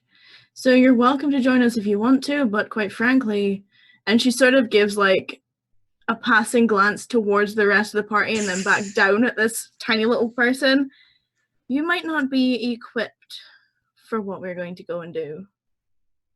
Well, I mean, if it's undead, that was day 3, 4. I can do stuff to undead. That was part of the training. Oh boy. It stays with Jix. Fine, but if it dies, it's your fault. Oh, geez. Drinks! Can I change my mind at this point? No. If you want to. I did not say you could talk. It's always still looking for its boss. At this point, I don't know anymore. I was on the way to Bell's Hell to look for his boss. Are we Why still don't we going start there, or are we then? leaving? I'd really like to find my boss. I don't mind helping with this undead problem of yours, but boy, I'd really like to find my boss first. He can probably help with the undead thing. He's way better at this stuff than me. Look, we weren't really given a time limit. I don't think finding his master here would take too much longer if we're just going to the bar. Where did you say your master went? Tavern! He said something about a bell in hell. I don't think that's right, though. Mm-hmm. And then did he say why he was going there? He just said he had to take care of some business. But I don't know what business takes 6 days to take care of. This is a really small town. 6 days? Yeah. He put me in charge and said he'd be right back. And yeah, that was 6 days ago. Yeah, something tells me he's not in the tavern, but let's go ask anyway if we're so insistent. And she sort of rolls her eyes and turns on her heels and goes back towards the bar. All right. Like full on, like angry, like sachet angry walking, like hip swaying, hair flowing. Yeah. Oliver's going to be very annoyed walking with you. All right, and the little gnome friend, Jimothy, is gonna, full tilt sprint behind you guys, because teeny tiny legs. 25 feet of movement. Yeah. Meedly. All right, so unless there's anything else anybody wants to take care of at the church, we'll head back to the tavern. Nope. No. All right, so we're back at the tavern. It's the this wasn't going the way you expected, Gage. Perfect. I love it. So we're back at the tavern. It's closed up. It hasn't opened yet, and despite the clientele you saw, this is not the drink at 10 a.m. crowd. There is some staff inside cleaning up the place, getting it ready for the afternoon. The barkeep that you saw from last night is nowhere to be seen. But there is a rather handsome dwarf standing on top of a stool behind the bar. Oliver's going to walk right up to him, and in Dwarvish, he's going to say, "Morning. Where's Belle?" And the dwarf's face is gonna light up, and he's gonna respond in Dwarven. Oh, you speak the mother tongue, eh? Well then, it's good to hear it. It's been a long time. Oh, these folks, they just speak common. I get that we're supposed to be an inclusive place, but I miss this tongue every now and again. So you're looking for Belle? Well, she's sleeping, but I could try waking her up. She doesn't quite like that, but I'm sure it's important. You're a big fellow. You'll be fine, probably. And he like hops off his stool and heads over the door, pulls a key out, unlocks it, goes down the stairs, and then you wait. Then you wait a little longer. Then you wait a little longer. Pacing back and forth across the bar front, like. And at this point, you would describe the wait as uncomfortably long. And then you hear the pitter patter of steps coming back up the stairs. I was gonna say, I imagine that Jix at this point has reached over the bar and like grabbed a bottle of something. Oh no, I'm clearly. I felt like I didn't know what to tell you guys. I'm getting drunk. Yeah, it's kind of assumed at this point that when there is alcohol in sight, it is being consumed. And why do you think I took this job? It's being secretly consumed. That's right. I'm in a constant state of rickitude. Yeah, you can only get hungover if you stop drinking. That's correct. So our handsome dwarf fellow comes out, and this time in common, he says, all right, took a little bit of effort, but the boss is on her way up. She's a heavy sleeper, though, so I'm really hoping whatever you got to say is important. And if it's not, well, I'm going to stand over on this side of the room because, boy, she gets angry. And then he walks to the far end of the bar, away and out of swinging range of you guys. Persephone sort of makes her way back to the front door and does that edgelord thing where she stands with her back against the wall, arms crossed and 1 foot on the wall, and just watches everything. It's pretty edgy. And at this point, we got the lizard drinking. You got the dwarf on one side of the room. You got the waitresses cleaning tables away from the rest of you. Gage and Knight, you're at the bar. Tacky, you're underneath the bar, I'm assuming. And our lovely Triton bar owner comes out, and she doesn't look as upset as you would have expected, given the dwarf's description. She actually looks quite happy to see you. And she says very plainly, it's like, so is there a hiccup or is it done? Yeah, so one short thing. We did get some healing, which is possibly enough, but we're looking to get a healer. Jimothy, the little gnome here, said that their master Balthazar was here at some point, and we were looking to get his resources possibly. Oh, this is about Balthazar. Yes. Well, so hey, Jimothy, didn't one of my boys come by the church about 4 days ago? Oh, miss, I haven't talked to anybody from here. I think I'd recognize them. And he kind of looks around like, not quite disgust, but he's definitely not pleased to be here. At which point Belle goes, okay, I'm gonna have to fire that guy.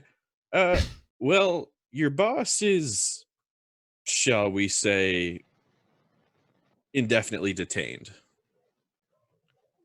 Lovely. Yeah, so, your church. It's a good church. It's just not a real church. Your powers are real, and Balthazar's powers are real. And they do come from a god, just not the one you thought. How do I put this? Your boss is a con man, and he's been arrested. And, well, if he doesn't die in prison, it's because they made a show out of killing him. So, yeah. Persephone's just kind of smirking hearing all of this. Alivor's just gonna turn around and look at Jimothy and just go, "Still coming with us, little man?" And at this point, Jimothy is going to look at the very large Triton that just shattered his view on the world and go, what should I do? She looks at him and rather plainly goes, well, I wouldn't stay here. You guys got anything else for me?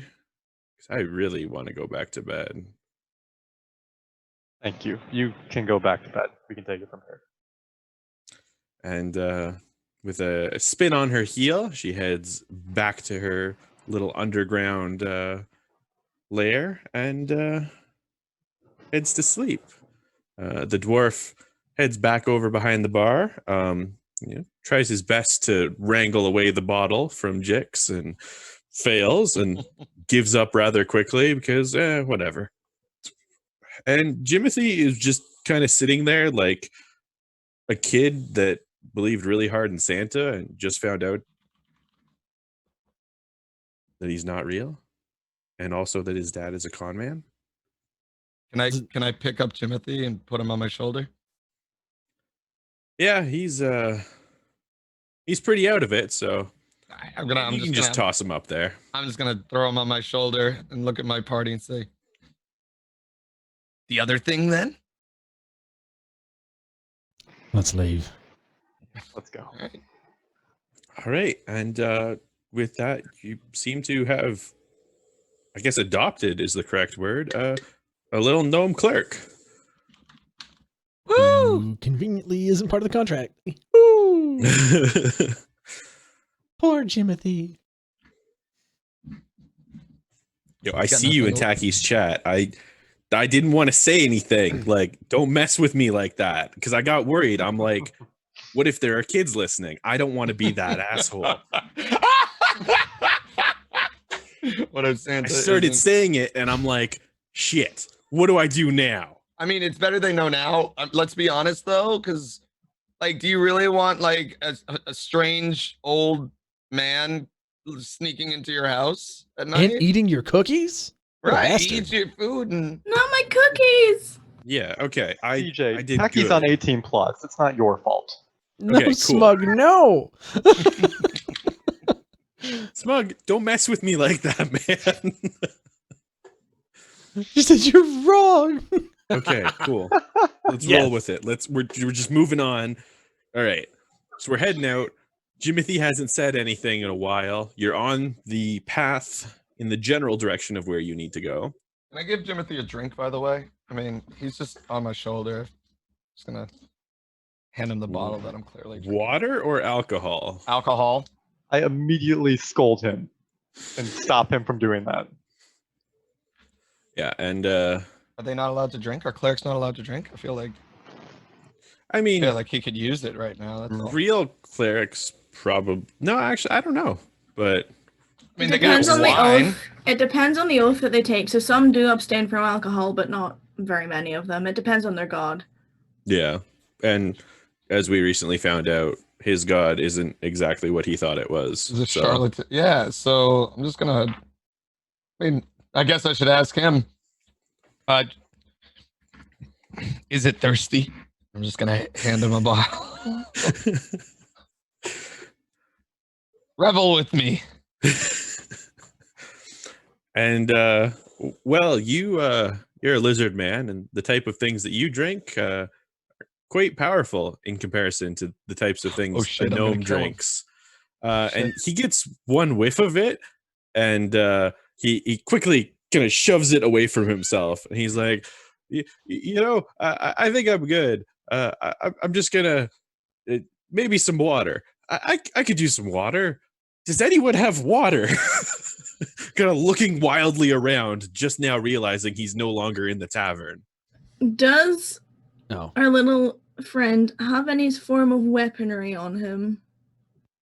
So he does have what can only be described as a letter knife on his hip, as well as a holy symbol. Do any of you actually have proficiency in religion?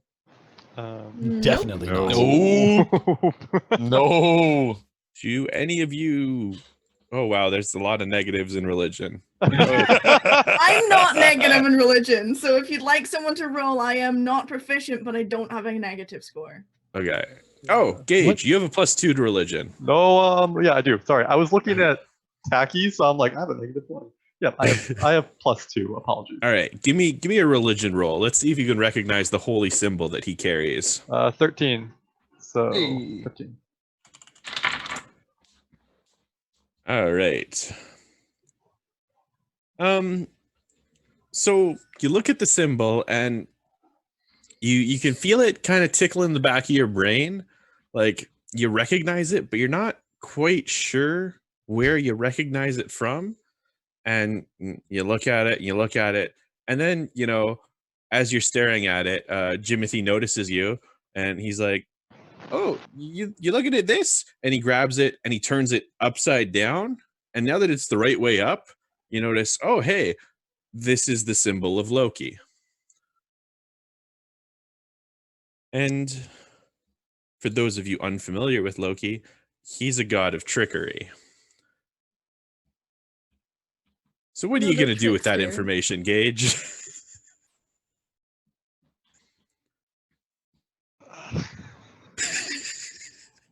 I love the sigh that I hear from Gage every now and again. I very bluntly ask, Jimothy, do you know what that symbol is? Oh, this? Yeah, this is the blessing of our church. Or not blessing, symbol. This is Pelor's symbol. No, that is the symbol of Loki, the god of trickery. Oh. That makes sense. I think.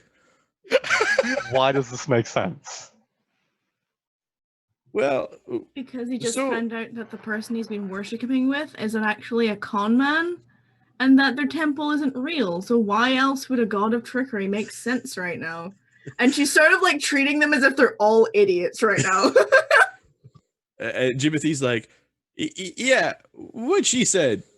I know which one Loki is. You know, he does the pranks and the sneakiness and the stealing of stuff. That kind of tracks with a guy that would end up in prison for the rest of his life. Correct. I want to roll. You think I'm going to end up in prison? I want to roll an insight check on Jimothy. Go for it. Anybody that does not believe Jimothy, give me an insight check. Okay. I got a 13. I believe that he's clueless. I think that he might actually be the embodiment of Loki. I got an 8. I rolled a 14, which +5 is 19. Oh, there you go. Ooh. All right. Well, Jix, you recognize Jimothy as a genuine but misguided individual. Knight, you're not sure what you think of Jimothy. You think he's telling the truth, but you did just learn that he worships a god of trickery, and you're not quite sure you trust him. All right, so at this point, being the Goliath that he is going to grab Jimothy around his center body and lift him up to eye level with Alivor. By the way, your hand reaches entirely around his waist. Yes, that's the point, right? Yeah. And basically lift him up and bring him to face level. Do you think we're going to be dealing with your tricks, boy? And at this point, your hand feels kind of wet. And Jimothy goes, well, they're not my tricks. Like I told you, I've only been working there a couple weeks. They just taught me the basics. You know, I can heal little scrapes and bruises and broken bones, and you know, I can fix things. Please don't squish me. I'm not going to squish you, but suppose that I do believe that you can heal. Why should we bring you with us? I don't know. you guys are gonna go fight some undead, right? I can fight undead, and if the undead hurts you, I can heal you, and I don't really have anywhere else to go. I'm pretty sure if I go back to the town, I'm gonna end up in jail too. And the gnome cells are really tiny and cramped and awful. We had to heal a guy in there once, and well, he wasn't a gnome, he was an elf. They kind of squished him in there. That was pretty horrible to look at. What specifically are your abilities? Where could we get you a weapon from the temple, maybe? I got my little ceremonial knife. No, a real weapon. I'm not much of a fighter. I guess I could get a slightly bigger knife. Slightly bigger knives are good. It just needs to heal. It needs to defend itself. If it dies, we might die faster. I like the lady that doesn't want me to die. Can we follow her plan? At this point, Alivor is going to take him and put him over on Jix's shoulder and basically just say, "Don't die, little man." Tacky, give me a perception check. Sure. That's a D20 again? All right. Yeah. So 16. And then what's my perception? +5. Holy shit, I got 21. All right. You recognize the smell coming from Jimothy is urine. Yeah, that's what I say. I cast prestidigitation to unsoil himself. Solid. He's very appreciative of you. And, he looks over at you and his now clean pants. And he's like, "Oh, thanks. You're really scary looking, but you're really nice. And you're really nice looking, but you frightened me." And he's pointing to the Goliath. And then he looks to Jix and he's like, and I don't know what to think about you or you. And he points at Persephone. He's like, but yeah, if I can help you guys, that's kind of all I wanted to do from being a cleric. So yeah. So we fetch you a bigger knife, and you tell me what exactly your healing abilities are, and then we continue on our way. All right. I don't actually know how to describe healing in character for him. Oh, this will work way better than I thought. I was just going to trip the Goliath and have him fall on his face and be like, maybe he needs healing now so we can watch it happen. God damn. My dex is pretty high. I don't know if I would fall. Let's not waste spell slots. They're very limited at 3rd level. So he's a level 2 cleric. Trickery domain. So he does have access to some non-healing spells, but he can do a solid chunk of healing. 2nd level, so he's got 3 heals a day. Okay. Neat. Or I guess long rest technically, but Welcome aboard, Jimothy. Are we talking? He's a good one. Cure wounds, or are we talking actual heal? I think 1st level would be cure light wounds, right? Cure wounds is 1st level, yeah. Yes, that's the one I'm thinking of. Because there is a spell heal, and it's like a 6th or 7th level spell that gives you a boatload of HP. So I was just making sure the clarification. Yeah, so we have to roll for cure wounds, don't we? No, the character casts it rolls. Yeah, you guys don't have to roll. I will have to roll for him. So it would be there's a roll 1d8 plus his spell casting. Wow, that took way too many tries. Spell casting ability modifier. So you can expect on average about 6 HP out of each of those casts. Cool. Neat. Beyond that, he's not going to be very useful in a fight. That's what I figured. Even with a new knife. Yeah, that's what I figured. New knife is better than no knife. New knife is better than no knife. At least I mean, if he dies, who cares? We weren't going to have him anyways. Like normally you picked him up. I picked him up. Look, I didn't walk into that church. I followed the demon, and then I was getting woken up on the. So I just let's just take him with us. You got poked by a gnome. I mean, a demon and a lizard come out the fucking temple and adopt a gnome. How does this happened? Story He's as old so as drunk, time. thought he was a loot goblin.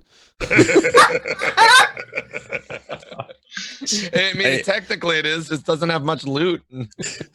So I gotta say this happens every goddamn time I run tabletop RPGs. I'll make a one-off fun little side character, and the players are like, he's ours now. And I'm like, cool, now I gotta stat him out and everything. And I'm like, shit, level 2 cleric, I guess. It's great. Never happened to me. Told the undead, Jimmy. Well, I do offer Jimothy one of my daggers. All right, I was going to ask that. So perfect. So Jimothy is now equipped with a dagger. I'm not going to stat out his character right now because this is going pretty good so far. Good. Can I just remove the dagger from my character sheet, or do you do that? You can do that. Okay, cool. That will be easier for me. Cool. And I will add it to his when I get around to making his. But yeah, you're a real party now. You got a healer and a barbarian and a monk and a warlock and a rogue, a quest, and you're on the road. And I think that's pretty damn cool. But you know what's not cool? What's about to happen. You're continuing down the road, generally heading in the direction you think you need to go. You're heading through the forest at this point, and about a half day's journey into the forest. You notice some tracks ahead of you that came from. It's wheel tracks that come kind of from out of the middle of the forest and onto this road, and the part of the forest they come out of is not easily traversable by wagon.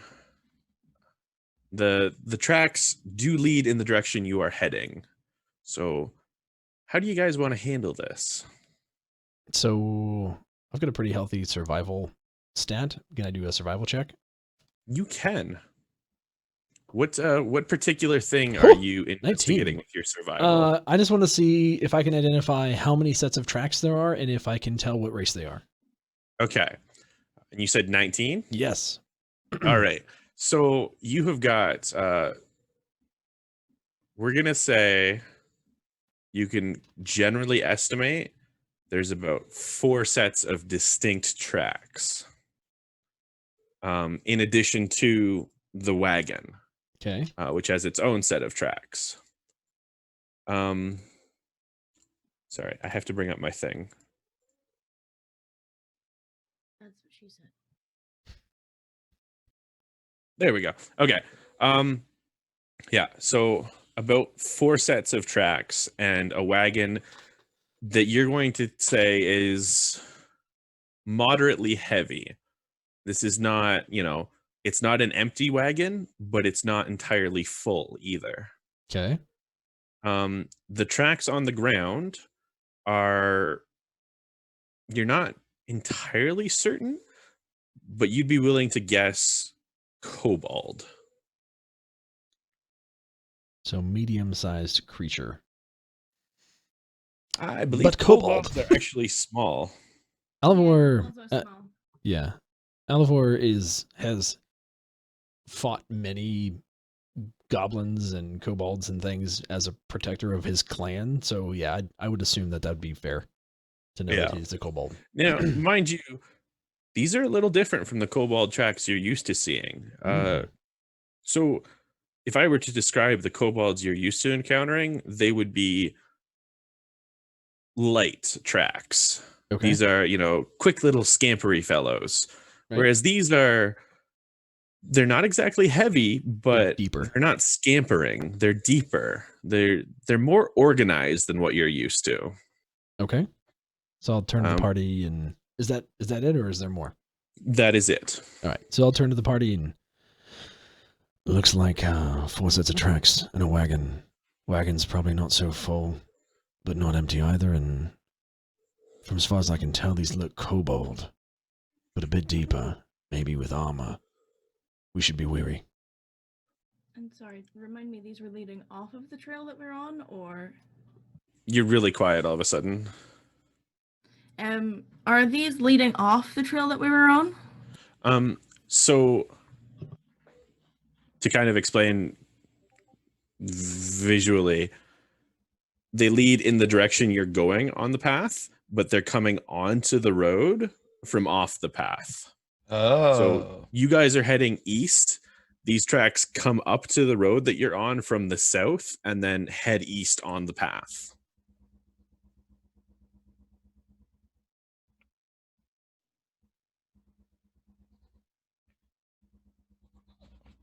I'm trying to fix mic issues. No worries. I'm not gonna say anything. I'm gonna sit back. I want to see what everyone else says about. Anything from you, Gage? Yeah, actually, I do. One sec. I might just freaked out. Okay, we're good, I think. There we go. Alvor, can you kind of tell how long they've been there for? Or is this recent tracks? Are they old? Oh, yes. They are very fresh tracks. Very fresh. You would argue in the past 4 hours. Okay. Then I'll turn to Gage. Hey, wings. Do they work? They definitely do, and that's what I was thinking. I would like to fly up above the tree line. All right. So this is a pretty simple thing for you to do, you being a winged creature. So you fly, how high up do you want to go? Just above the tree line, or? I would like to go above the tree line to start. Okay. So just above the tree line, you can kind of scan the area around you. Give me a perception check. Okay.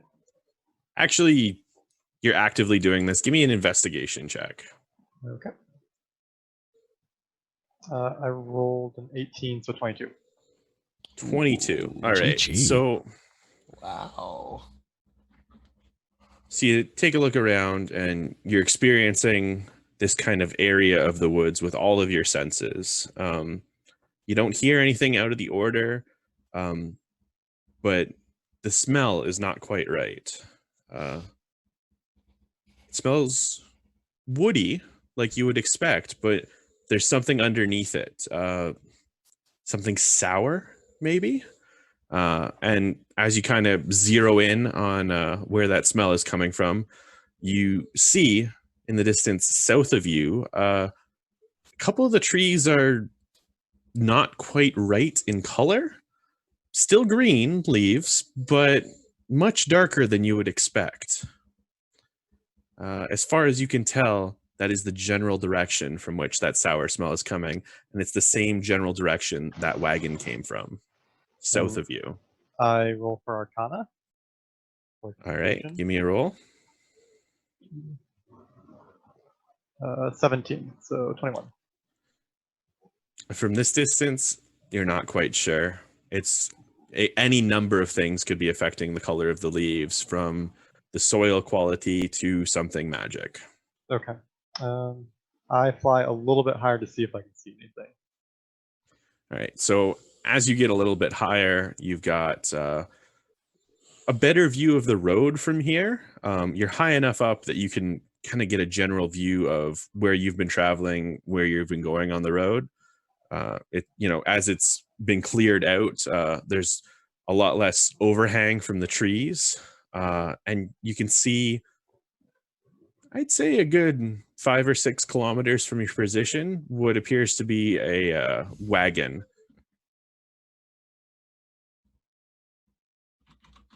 All right, I fly back down after seeing this, and I let the party know about the wagon about 5 or 6 kilometers away. Then also, I asked Alivor if he can recognize something off of scent. Yeah, I should be able to. Is there a... Give me survival. Another survival check? Yeah. I'm assuming Gage is intelligent enough to describe the sour smell quite well. Okay. then that was a 17 plus 4, so 21. Oh, wow. And I was actually going to use precipitation to replicate the scent. Did you do an odd odor with it? I'll give advantage on that roll then. You want to roll again, Knight?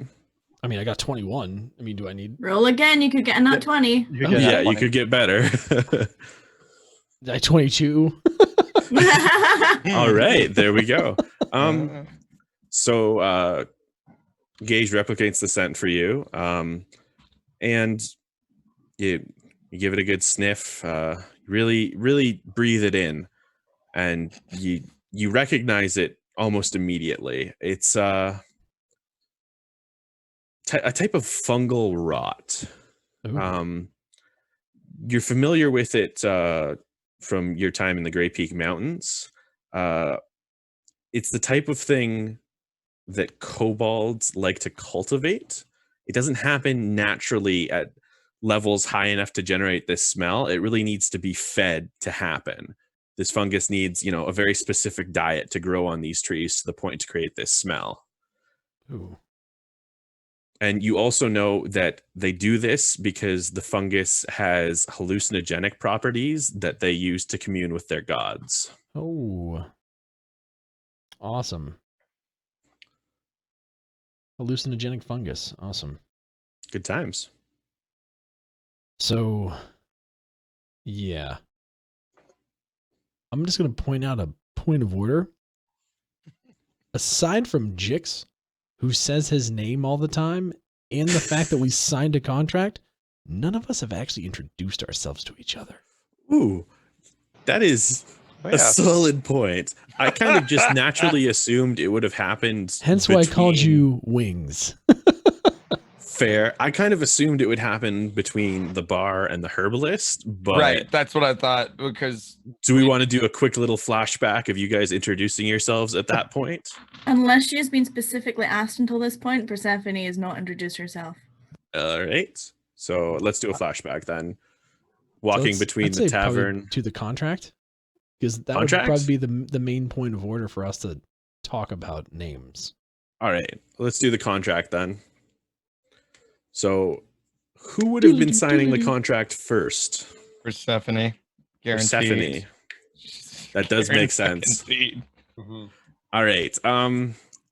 So Persephone, first to go over the contract, first to sign. How would you guys react to that? Could they even read her handwriting if it's very elegant? Like it's very loopy. I probably could. I was thinking more that Belle probably would have like commanded their names as she was creating the contract. Yeah, like because you said you wouldn't be giving your name unless directly asked. I'm assuming when Belle wrote up the contract, it was for specifically you four, and that includes names. So you would have given your names to her. She would have written it on the contract. She wouldn't have vocally given it. Well, my thought was that Belle probably would have been like, name, right, for each of us to like, do that kind of stuff. Mm-hmm. as we were kind of going through, and she was creating the contract. That's at least my like how I would picture she would do it. She's just gonna write up a contract and be like, here, sign. Like, how do we know who we are, right? I guess. Yeah, she would have been very particular about the details. It was very simple, but it was specific. You have the exact name of the immortal that you are killing, and she would have expected to know all of your names beforehand. All right, then she would have at least tried to have done it without announcing it. She would have very quietly told Belle her name. So if you want to have the others roll a perception versus my something else. We're probably going to have Belle recognize that you wanted to keep it quiet, and she's going to repeat it very loudly because she's a dick like that. Good old Belle. Oh, so Persephone goes first. That would have changed her entire personality through the entire rest of the campaign so far if that happened. I'm just telling you right now. So if we're redacting to this point and that's what's happening, like her entire thing would have been different. I mean, we're just trying to get the names out of the way. Let's just roll with this. So let's do this. So if you're going to play that, then Alivor probably would have stepped in. Actually, I'm probably assuming Jix would have stepped in and said something like, didn't catch that, or something. Yeah. Okay, let's go that way then. Bel's not gonna be a dick. I'm probably gonna be a dick about it. Yeah, Alivor's not gonna do shit. All right, let's go that route then. So, which one of you wants to go first with the dicketry? When she writes her name, I'm gonna look down. Per peepini. No. Strange name for a squishy one. It's Persephone. Not much better. Out. Don't use it often. And if you have to refer to me as anything, be quiet about it. Sure thing, Pee-Pee. She would glare at you and raise a sword if you did that, so... He's gonna call her Pee-Pee, oh no. Remember when I said I don't think anybody's gonna die in this campaign? Piss her off and you're gonna be on the end of her He's gonna get murdered. Oh, it's very possible. God. All right. Jix is okay with your name. Jix obviously has said his name a number of times. He has no complaints giving his name and signing.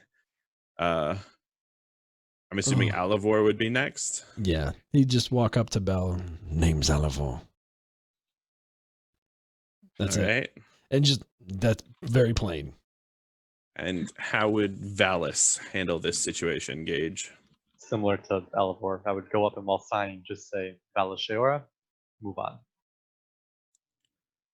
All right. Anything else we want to handle during this introduction flashback that doesn't end with Taki getting stabbed? Hey, I'm just playing her true to who she'd be.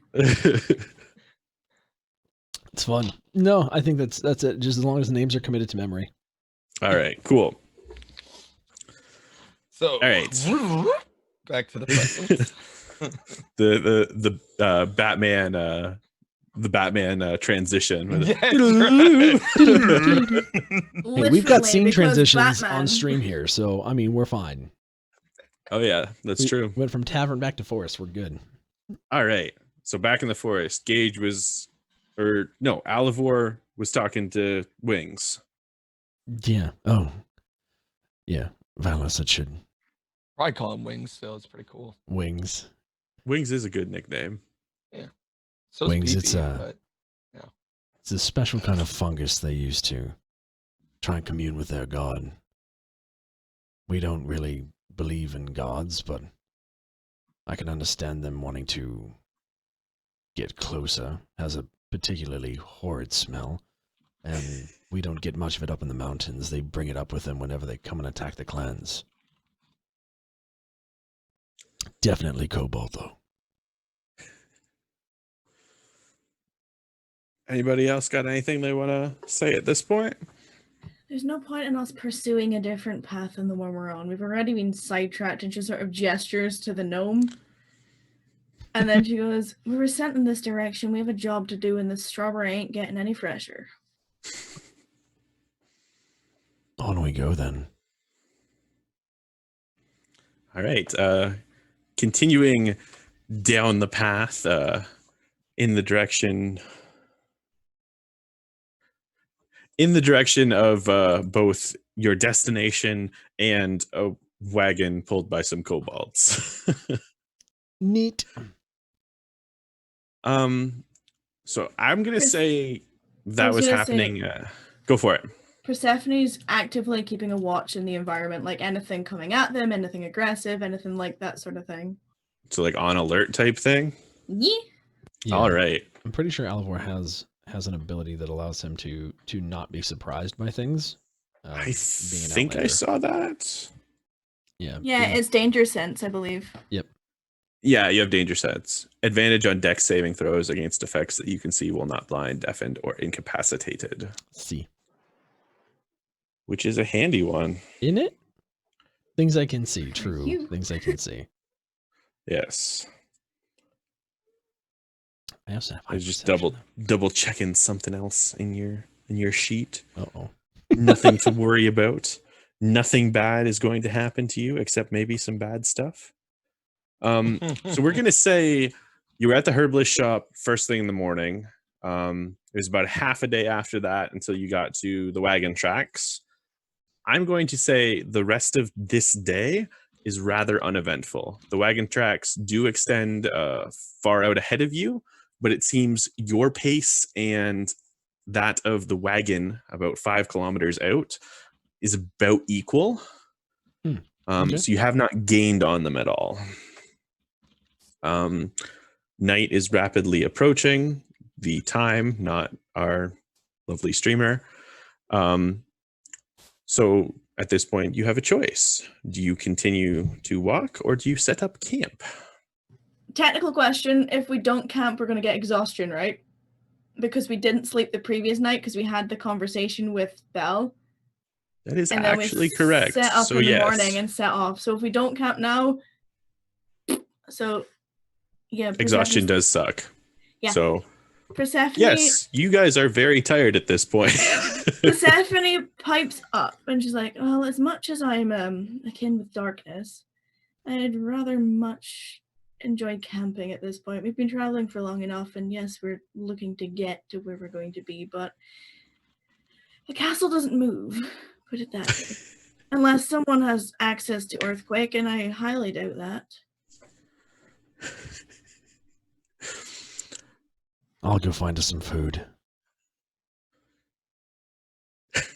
I'm just assuming that Alivor says that and then just walks off into the forest without like a single pause. Like, whoop! All right, our 2 remaining party members. So, are we setting camp? Yes, that is sweet. I'm gonna start digging a hole to sleep in. I love it.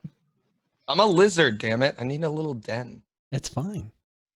That works. At this point, because he was riding on Jix's shoulders, Jimothy is going to hop down from the lizard that is digging a hole and go, I didn't bring anything. Does anybody have a blanket or very large shirt that I can use? It's quite cold out here. Here, and Persephone like tugs off her pack and unfolds the bedroll and puts it out for him. And she's like, you can use mine. I'll do part of the watch anyway, and then we can swap around. Oh, thanks, miss. Maybe you're not as scary as I thought. God damn, this voice, man.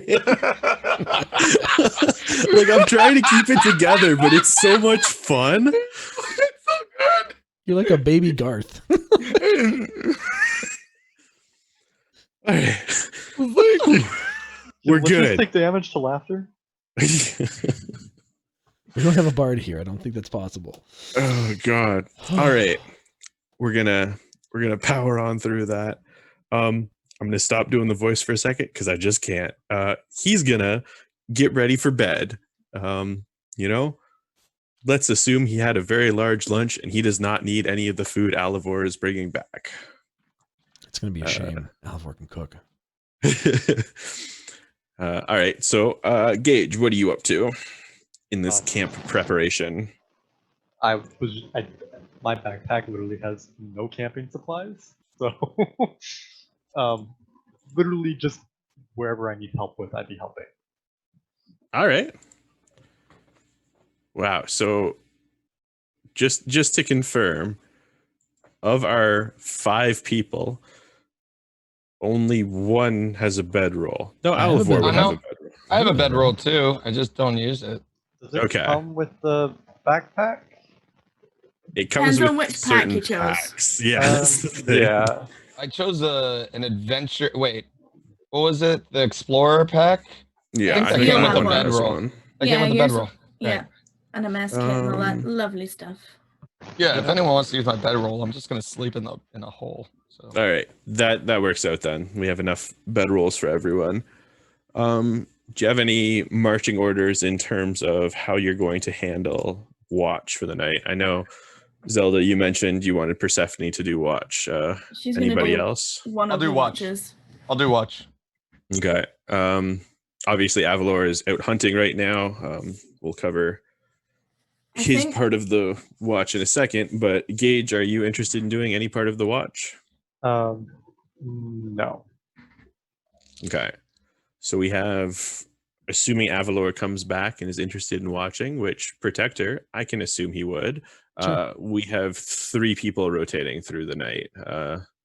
She did say that she would get the gnome up to judge to fucking. Oh, that's right. Yeah. Yeah. I mean, I apologize. You meant like rotate shift. I thought you meant like we have 3 people all at once watching. I was very confused. Okay, rotating. She would help with that. Shifts of 2 hours, I think. Perfect. Yeah, okay. So during an 8-hour rest, and it counts as a long rest still. I will say, do you guys really want to put your lives in Jimothy's hands and let him watch? No. No. No.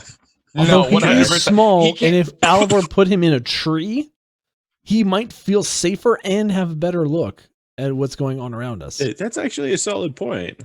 All right. I'm just saying. You're sleeping in a tree, little man. All right. Just for flavor, Knight, give me a survival roll for your hunting adventure. Well, based on my thing, I can always forage food for us, so we don't need to worry about rations. That's correct. Yes. So I don't have to technically roll to find you guys food, but if you want me to roll you something, I'm going to roll for the quality of food you find. Okay, neat. Let's have some fun with this. There is nothing around this shithole. What'd you roll? Right. I rolled a 1. I rolled a straight up 1. There is nothing. No, I mean technically it's a 5, but let's do this. All right. So Alavor goes out, and let's say about an hour and a half later, he comes back, and he's got 3 of the skinniest looking rabbits you ever saw, and not a big, but also not insignificant amount of berries of a variety of flavors that he has brought back. It's enough to keep you fed, but it's not very flavorful or fun. Well, so one thing that I haven't necessarily told you, but is something that I'm trying to kind of flesh out because he is a thing. I know it's not a bad thing, but just Alavor actually enjoys cooking. So like as someone that's been a protector, like he doesn't get to go out a ton in terms of like adventuring, but he gets to stay home, and he's certainly learned a lot about how to prepare meals and things like that. So all right, let's swing it that way then. So as he approaches back, it's a insignificant looking amount of food, but he manages to create quite a tasty meal out of it. Before he starts cooking, Jix, one of the things about my character, I eat like raw food. Like I don't. Oh, that's right. You eat stuff that's weird. Oh, yeah. That's one of my things that I'm going to assume you're going to request one of the rabbits raw for yourself. Just one of the things raw, so I could just chew into it. Alavor just chucks it to him, and then I think preparing a low fire, because we obviously know there's enemies potentially close. We don't want to do that. Makes sense. So take a low fire, and then obviously skin the rabbits and put whatever meat is there and wrap them in leaves, along with some maybe herbs that he was able to find when he was out foraging, and kind of slow cooks them for a little bit, and then maybe everybody's able to eat a piece while they're doing their watch. I like it. I can't do the voice because I'm still going to laugh at it, but Jimothy is quite appreciative of the food that you have brought. You got to do it. You got to do it. Oh God. Okay. All right, I can do this without laughing. I can do this. All right. Believe. Oh, thanks, mister. This is some pretty good eating. I gotta tell you, I've just been eating biscuits at the church for the past couple of days. I couldn't pay the guy that delivers the food, so that was a bit of a problem. So, this is really appreciated. Just make sure you don't fall asleep, boy. I won't. If I'm being honest with you, I'm kind of afraid the lizard guy is going to eat me. So, yeah. And then Alvar's just going to walk again, just going to walk over to his bedroll and just. I'm gonna laugh at that. I'm not gonna tell him no. So who's but up I'm first for our watch? Persephone. All right. Give me perception roll. A grand total of 6. Bad rolls. My jam. So I'm actually okay. So you guys don't know anything about Persephone's backstory, but I'm just gonna work in this little tidbit for her. You try your best to keep watch for your 2 hours, but the spirits you hear, you're definitely hearing some during your watch, but they're not nearby. Which I would assume is something you're not quite used to. Normally they're quite up in your face, right? Yeah, normally they have like somewhat of a physical appearance. Like I can tell who they were when they were of the mortal plane. So this is more like a distant wailing that kind of keeps you on edge and not quite paying attention for the entirety of your shift. Yeah, I mean, night is her disadvantage hour. So. Yeah. All right. Who's up next? I got it. All right. So Jix, our lizard friend, give me a perception roll.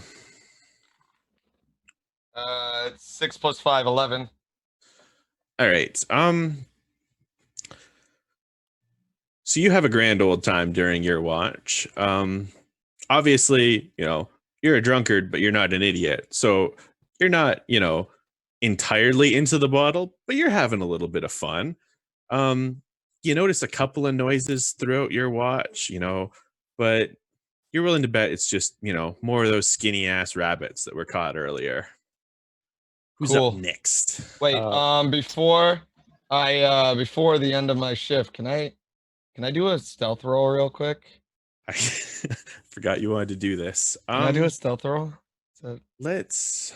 Am I allowed to? I'm trying to think of exactly what roll it would be. Yeah, let's start with a stealth roll. I'm assuming there's pine cones all over the place, right? Like, is that hard to find a pine cone? That's probably pretty accurate. Okay. It is a forest. We're in the forest, right? Okay, let's do a stealth roll. I got 19! Plus 4 is 22. Holy shit!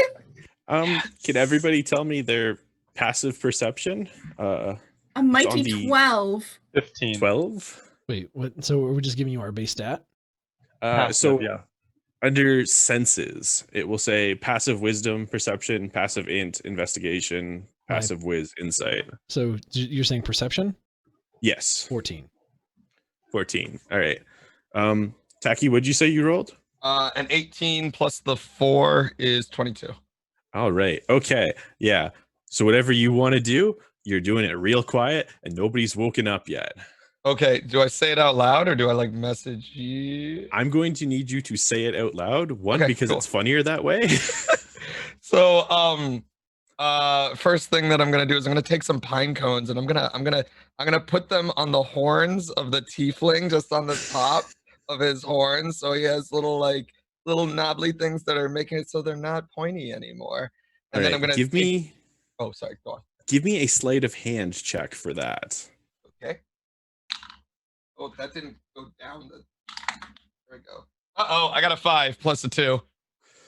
That's a 7. I was kind of hoping you'd get away with at least one of them before somebody woke up. Oh, no, because I had another one I wanted to do. All right, Gage. So as you're peacefully sleeping, waiting to be woken up for your watch, you feel something brushing up against your horns. And you open your eyes and you look up and there's a lizard with a bundle of pine cones in his arms. How do you want to handle this? The snort. Oh god. I am extremely confused, but hold up a dagger to him and say, "What are you doing?"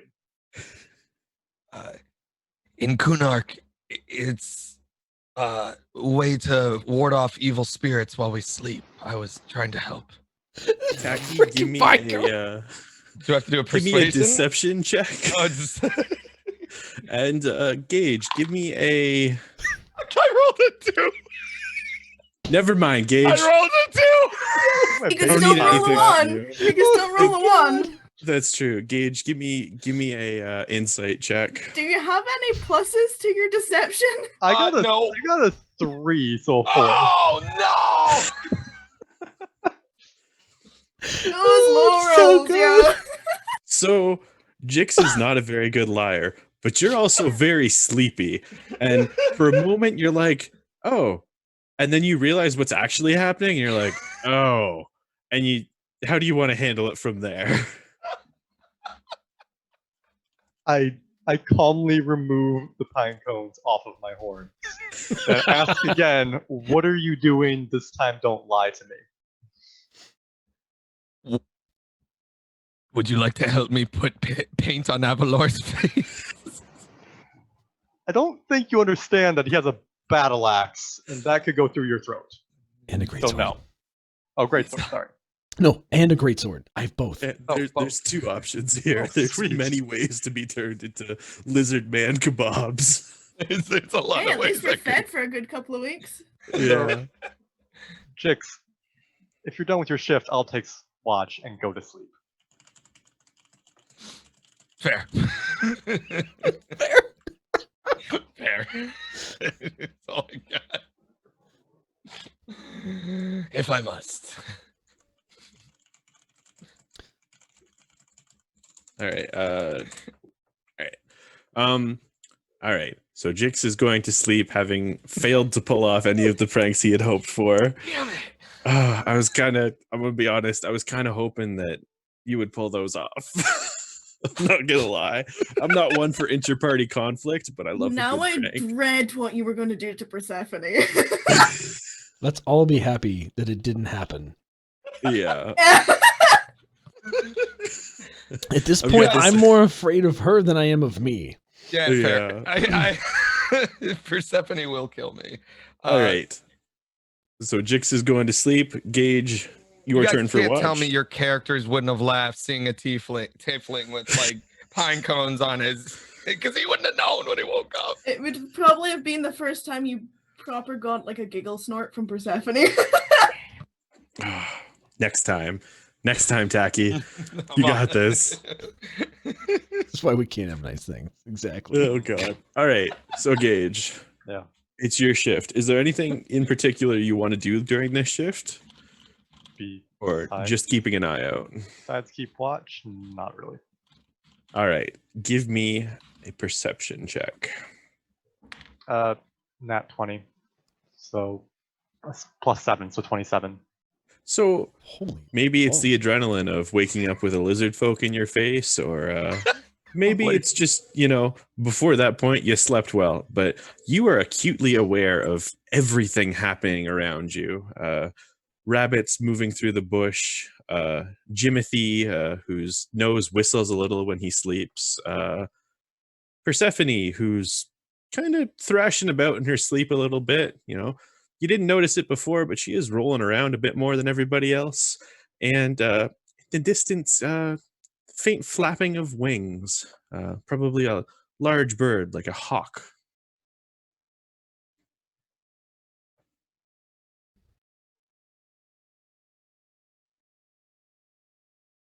Gage?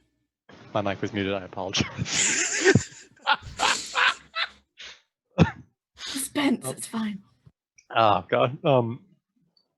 I would roll would I roll another perception for the wings to hear more closely, or Do you want to, what do you don't want to do about the wings? Are you trying to identify what is making them? Yes. Give me a survival check. I don't even have survival skill. Oh wait, there it is. 9 + 1, so 10. You can kind of guess the size of whatever's flapping. Smaller than you, but still pretty big. But beyond that, you're not quite sure. Okay. Can I roll to see how far away it sounds? We'll probably roll that in with your perception check before. Okay. Just on the edge of your hearing. So pretty far away. Okay. Second, I'm seeing how far dark vision lets me get 60 feet. Yeah. Okay. Yeah. Not worth looking then. I just keep that to myself, and I just make sure that as long as it doesn't get closer, I'm not going to wake anyone over it. Sounds good. The rest of your shift is uneventful, and we move on to. Do we want Alivor next? All right. We'll save Jimothy for last. I do notify Alivor of the flapping I heard. Excellent. All right. So Alivor, you've been woken up. You've been notified of some flapping in the distance. Give me a perception check. 9. It's a nice forest. You really just appreciate the beauty of this place. It's certainly a bit more lush than the mountains. I didn't hear any flapping. The rest of your shift is uneventful to your knowledge. Yep. So then I'm gonna go in and go over, and I'm gonna flick Jimothy over on his. I'm assuming, does he have a hat? Does he have a gnome hat? A little pointy hat. He 100% has like. Have you seen Gravity Falls? No. Yes. The like dunce style pointed hat that's bright red. He's got one of those. Like David the Gnome is Jimothy, only much younger. All right, I'm gonna get a frame of reference for that. I'm gonna like. I just brought it up on my stream. That is accurate. Yes, minus the beard. He's clean shaven. So, Timothy's not happy. I can't with you, damn it! Put it on stream. Oh God, I can't see. Where is it? Oh my God! Where is it? Where did you put it, CJ? I just looked it up. I just Googled David the Gnome. It's on Tachyon stream though. If you want to look at it. Can you? Oh, they're asking me to put it on stream. Do you want me to just all right. Hold on. Let me see if I can. Just post a picture. Just post a pic in Discord somewhere, and I'll pull it up. God damn. Oh. See if we can drop some. Gotta freaking save image as. I hate doing this crap. Oh God, that didn't work. That didn't work? Can you just like copy paste the image? Can you? You can literally copy image and paste in Discord. It's here. I can just drag it over, I think. I'm gonna try that out then. No, it is not happening. There we go. He's like that, but without the beard and kinder eyes. Can you show him the drunken one? Oh, that's man. what Jimothy is gonna look like if that's Jimothy, for the love of God. Just minus the beard. Oh, that's great. That's Jimothy minus a beard. All right, so damn it. So Alivor is gonna flick him in the hat to wake him up. Hopefully he doesn't snap his neck in the process. And then make me like, boy, it's your turn. And he's literally just going to grab him again around the waist and literally just put him up in a tree that is near where we're all camping. Don't fall asleep. All right. He like hands him a piece of the rabbit meat to chew on while he's up there. 1 sec, because I actually have to roll for Jimothy. So, remember those stats you didn't want to do earlier? I'm just making it up as I go. I'll add them later. The DM, the stats can be whatever the stats want to be. Exactly. I can do whatever I want. I'm not crazy. You're crazy. All right. Dice roll. Okay. So you put a very. God damn! There's somebody named Jimothy in your chat. There's someone named Jimothy. Just came in my chat. Oh my God. Okay. Whatever. We're gonna push through it. We gotta force our way through this. God damn. All right. So Avalor, as you're putting Jimothy up in the tree, this groggy little gnome, he He's like, okay, I'll watch from up here, but I'm kind of worried about those birds. Should I have something more than this knife? They sound real close. Alivor's gonna take the shield off of his back and literally prop it between a branch, and it's gonna literally probably cover most of him. And I hope to God he can hold it. And then just okay. There, you'll be safe. All right, and at this point, I'm assuming Avalor is going to go to sleep. He's gonna go back and take a night. Okay. I go 9-9. And yeah. I hope at this protects point, you. 9-9. At this point, we're gonna skip forward a little bit into Avalor's sleep, and you're all gonna be woken up by the sound of a shield smashing into the ground and a gnome screaming. Wait, no, I can't visualize it. Can you please?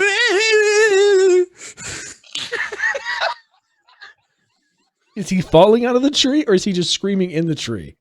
All right. So now that you all are awake, Avalor, you know what tree you put him in, and you look there, and boy, something with wings just snatched him out of that tree and is trying to fly away with him. Damn it, boy. Persephone aims an Eldritch Blast at the bird. All right. Give me your attack roll. Dear God.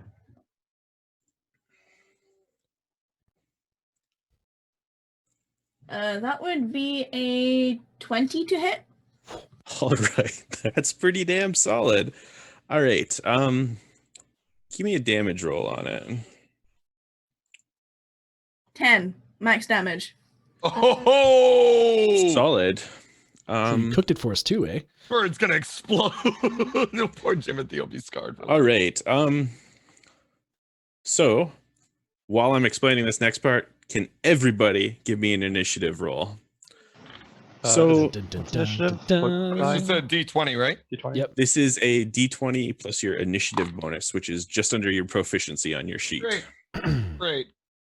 So Persephone launches an eldritch blast in the direction of the bird, and the powerful force of the eldritch blast causes whatever grasped Jimothy to explode into pieces. And Jimothy falls 20 feet. It wasn't quite high onto the ground. He's not quite able to move because the claws of this creature were not destroyed, and they're still wrapped tightly around his tiny body. And he's still screaming.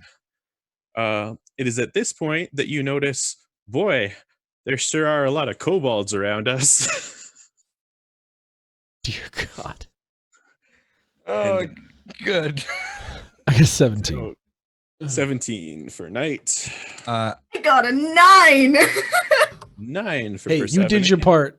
You saved Jimothy for now. I got an 8. 8 Like for Jix. with my bonus. I rolled a 6. Velis. I got an 8 with my bonus. 8. Oh boy. Oh boy, indeed. All How right. many kobolds we talking? Let me start the encounter because one of them just exploded. So this fellow. Wait, kobolds have gonna- wings? Some of them do. I didn't know that. And damage. I want to do 10 points of damage to this winged kobold, and now he has 0 health and is also mush. Oh, it was a winged kobold. Nice. Yes. So Floof. now that you are all awake, you notice the remains of one winged kobold, a second very distressed winged kobold looking at what used to be the first winged kobold. To your north, there are 2 kobolds, and then to yourself, there are 4. And the winged kobold is slightly to your east, but mostly just above you. And oh, look at that. The winged kobold that Persephone exploded was actually first in initiative. So next is Neat. Alavor. So, how far are they away? So I didn't get your sleeping pattern, so I'm just going to do this real generally. We're going to assume you guys are in the center of your little encampment. Okay. The kobolds to your north, the 2 of them, we're going to say they're right next to each other, about 5 feet apart from each other, and they are 25 feet away from the group of you, generally. So the farthest one of you, whoever is the southernmost person, they are 30 feet away from you, and then whoever is the northernmost, they are 20 feet away from you. The southern 4 kobolds, wow, they really got close. You're kind of surprised you didn't hear them before Jimothy started screaming. They're only 10 feet away from the closest one of you. So there's 4 of them below us? 4 south of them, 10 feet from the closest person. Okay. And then the 2 north are 20 feet is what I said, right? 25 feet. Yep. So It's there's 25 feet. 30. Say again? And then there's how many? Where's the other ones that are 30 feet away? The 30-foot is the winged kobold, and he is like 10 feet east of you and then 20 feet up. Okay. All right. Need battle music. I'm changing the music. Dun, dun, dun, dun, dun, dun, dun. I know. I need to get music for this. Spotify has the D&D battle music playlist. Does it? I'll have to get on that. Mm-hmm. All right. Interestingly enough, your HP on the initiative tracker, it says 0 out of 0. So I'm going to need you guys to track your HP. That's fine. I'm at 35. But yeah, I can track all the kobolds. Okay. So, geez, there's 4 of these things super close to us. I'll 2 slightly less close, 1 in the air. Yeah. I'll say that maybe Alivor kind of turns to the 4, since those are, I don't know, the most immediate threat that he can see. I would agree with that. He reaches down and picks up his shield because I'm going to say he's next to the tree that, Jimothy just got snatched out of. That works. Picks up his shield, grabs his battle axe, and then decides to basically recklessly attack one of the kobolds to the south. All right, so I'm assuming you're rushing them then? Yes. Like running at them? Okay. Yes.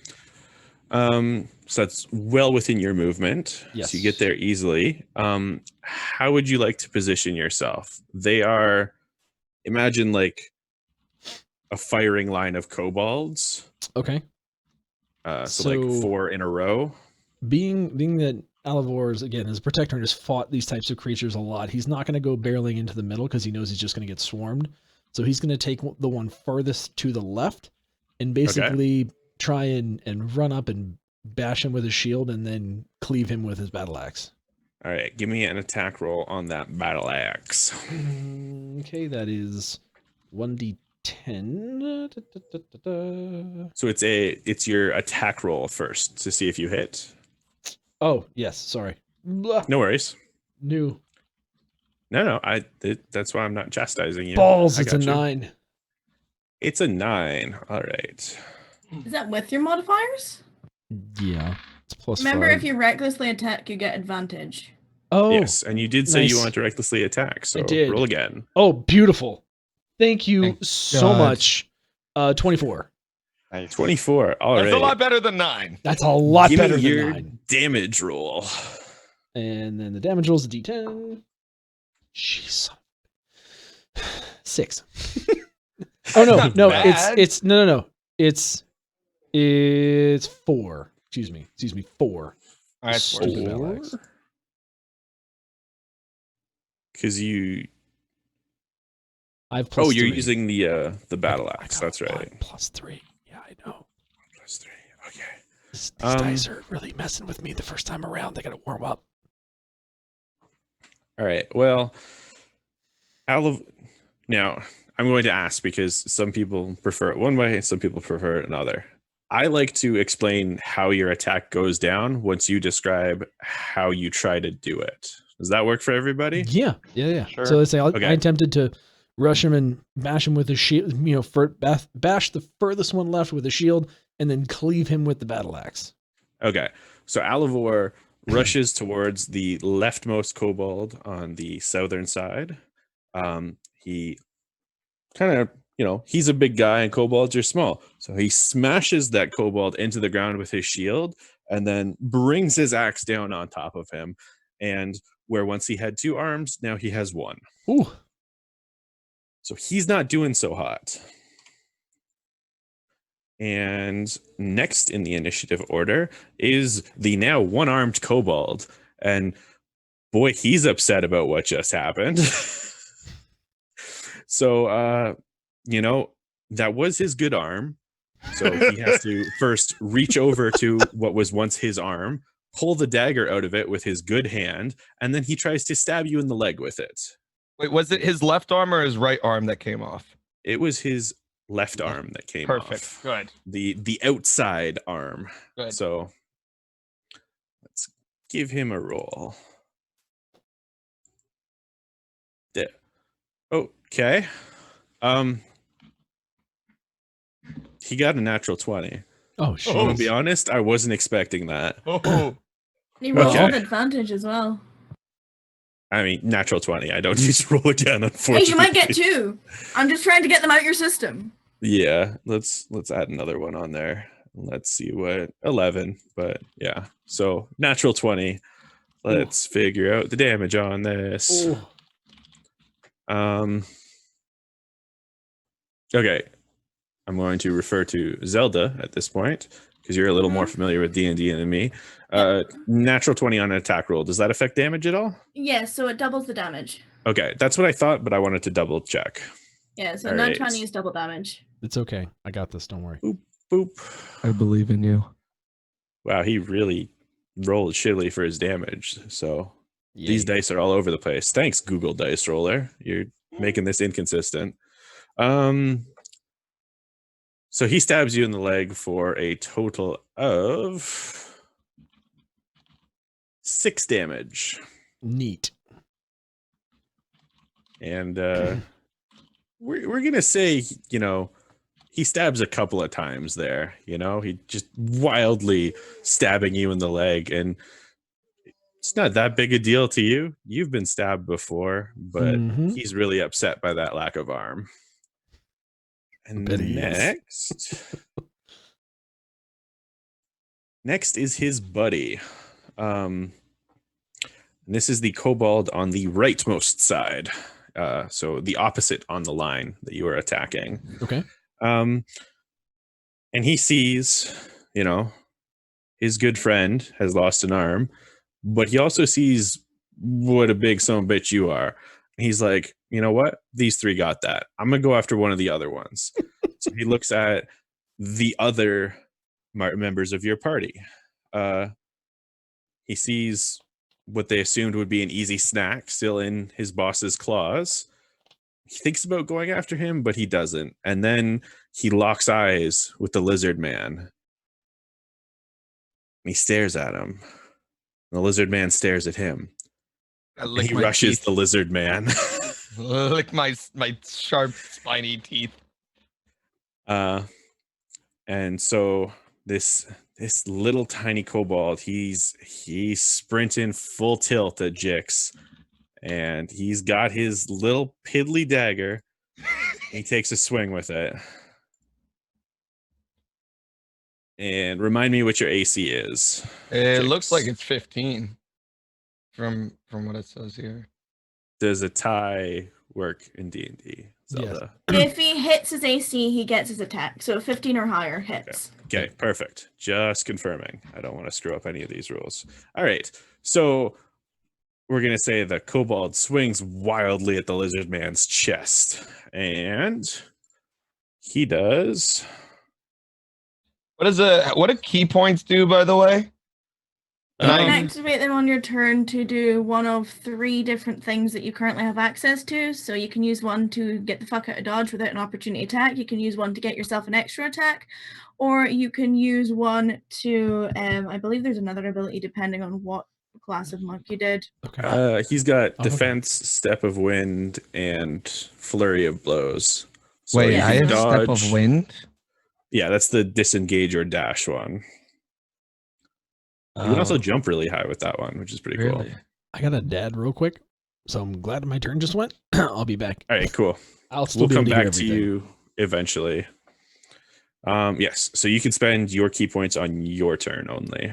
Oh, so I can't spend it on this asshole coming out. Okay, fine. Unfortunately, cool. No. You can spend it next turn so that he has a harder time getting all up in your grill. But you get 2 attacks anyway per turn, so cool. Yeah. Wait, he does? Yeah, because monks get their base attack and then they bonus action on armed strike, so they get 2 attacks. That's right. Okay. Or flurry of blows. Yeah. Which gives you 3, but save your key points because you have to take half an hour on an S to get them back. So the kobold does 6 damage to you. All right, that's 6 damage to me. Okay, so I gotta go down. A nice chunk out of your chest there. Damn. That's a good scar that you'll be able to show off to the ladies later. There we go. 6 damage. Perfect. That worked. All right. I'm just seeing the Jimothy that you posted in the general chat. That's definitely what he's going to end up like if he hangs out with you for too long. All right. Next in our initiative is the Winged Kobold. Let me bring up your sheet, Winged Kobold. The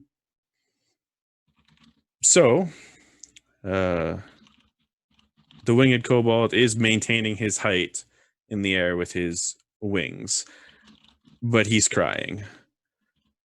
He's just sobbing. He's really upset that the other Winged Kobold is now mush. You can hear him kind of through the sobs. You're not quite sure what he's saying, but it sounds like, "Oh, Garabo, I can't believe it ended like this." And after a couple seconds, he realizes, "Oh, hey, I'm going to lose more of my friends unless I do something." And he's going to fly towards the only winged member of your party. And he's going to drop a rock on him. And bet you wish you had those pine cones now. Off in the blood. Damn. Let's give this a roll. And Gage, what's your AC? 14. 14. Damn, that was close. So I guess the kobold in his grief, it's messed up his aim for dropping of rocks, and he like completely misses you. Like he's a full 3 feet away from where you're standing, and you didn't even have to move. And next up is the lovely Persephone. Well, 1 down. Another one's flying, so let's see what we can do. I'm going to Eldritch Blast and attempt to explode another one. All right. Let's rock and roll. A 22 to hit. Yeah, that'll hit. Give me damage. 9. All right. You ever seen a water balloon explode in slow motion? It's like that, but real speed, and it's a kobold with wings. Ooh, GG. And front row get wet, bring ponchos. And then she uses half her movement to stand up, dust herself off, and she's like, "Bring it." Well, just so I'm aware, which kobolds are you pointing to when you say that? The northern ones or the southern ones? The northern ones are closer. Well, technically they're 25 feet away, but... Yeah, all right. Northern ones have been taunted. Jix, you're up next. Oh, all right, so there's one on me right now. Yes, he is all up in your face. But he's not the one that has a left arm gone? Yes, that one is beside Avalor. Okay, hold on. I gotta text something to Avalor real quick.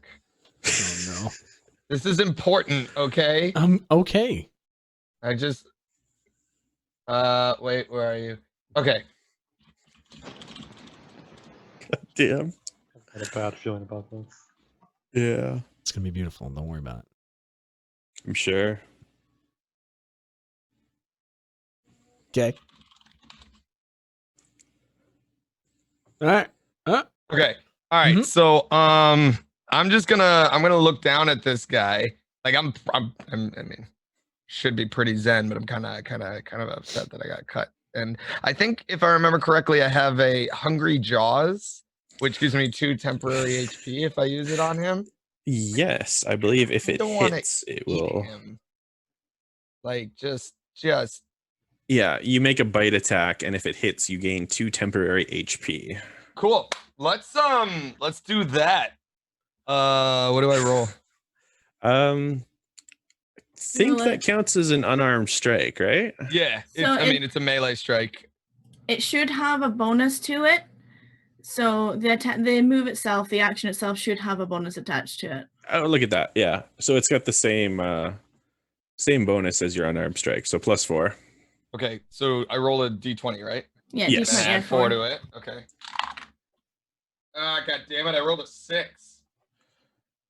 So I rolled a 10. 6 plus 4. Yeah, 10. So 10.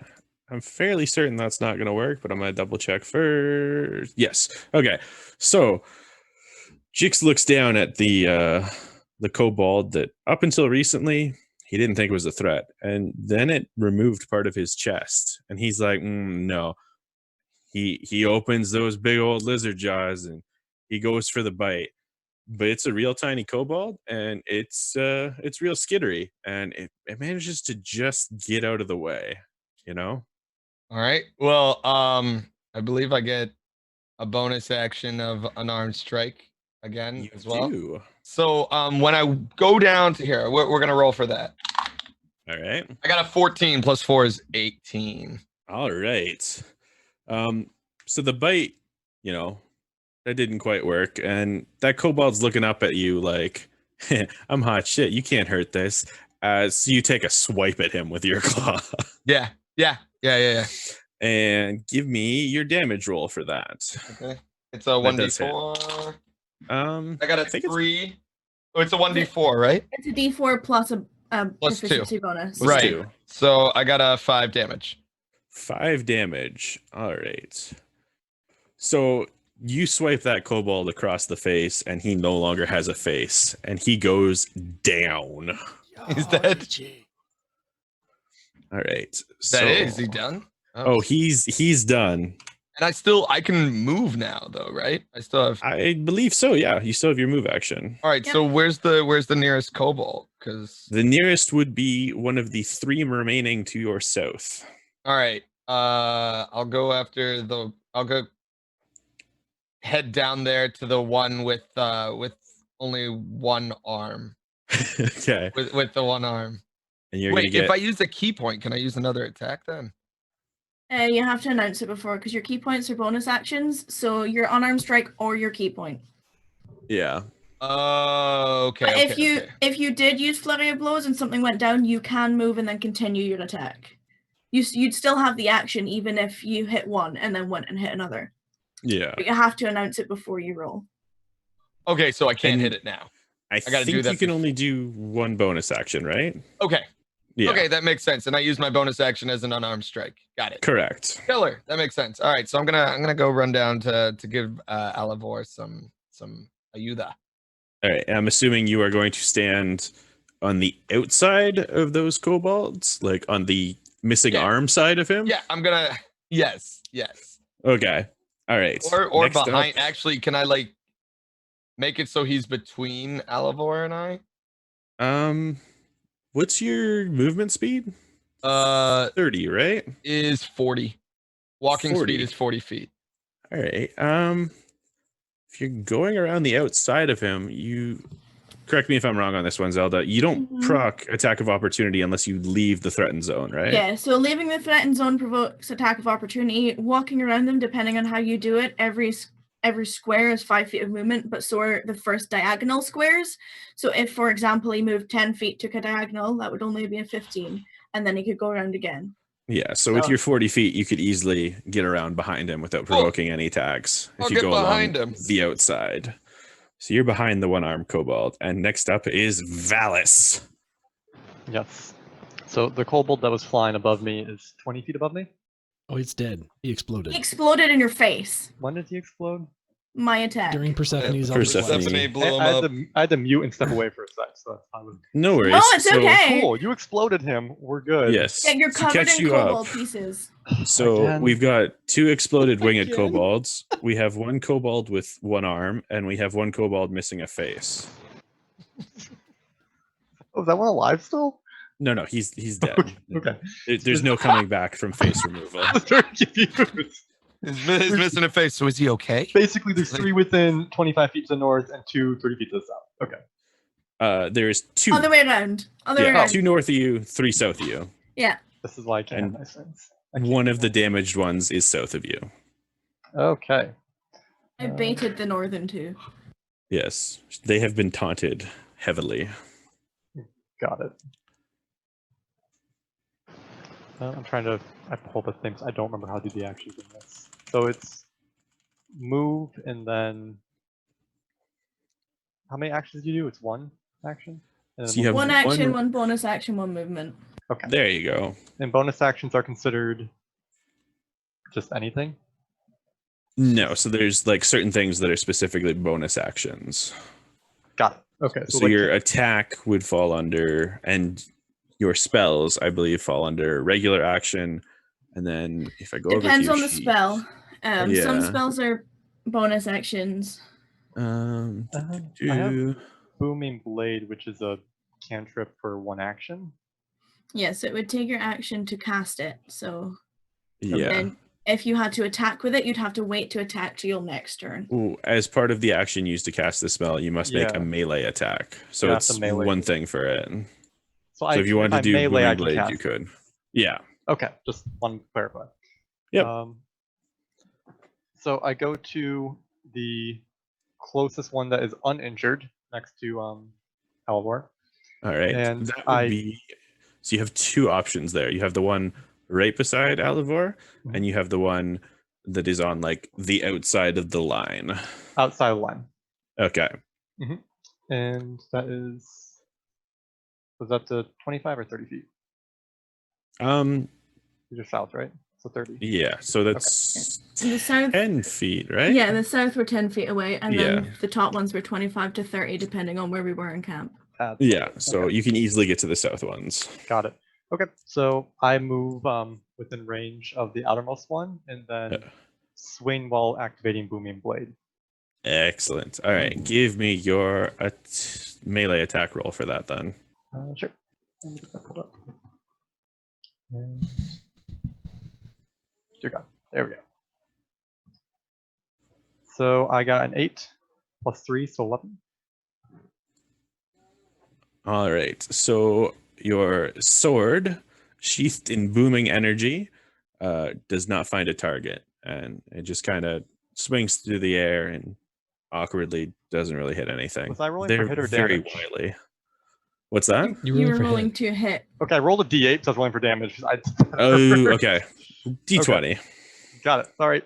No worries. That was my bad. I rolled a 13. All right. What do I add to hit? For your melee attack, I believe it is dexterity. Your rapier, right? So 5.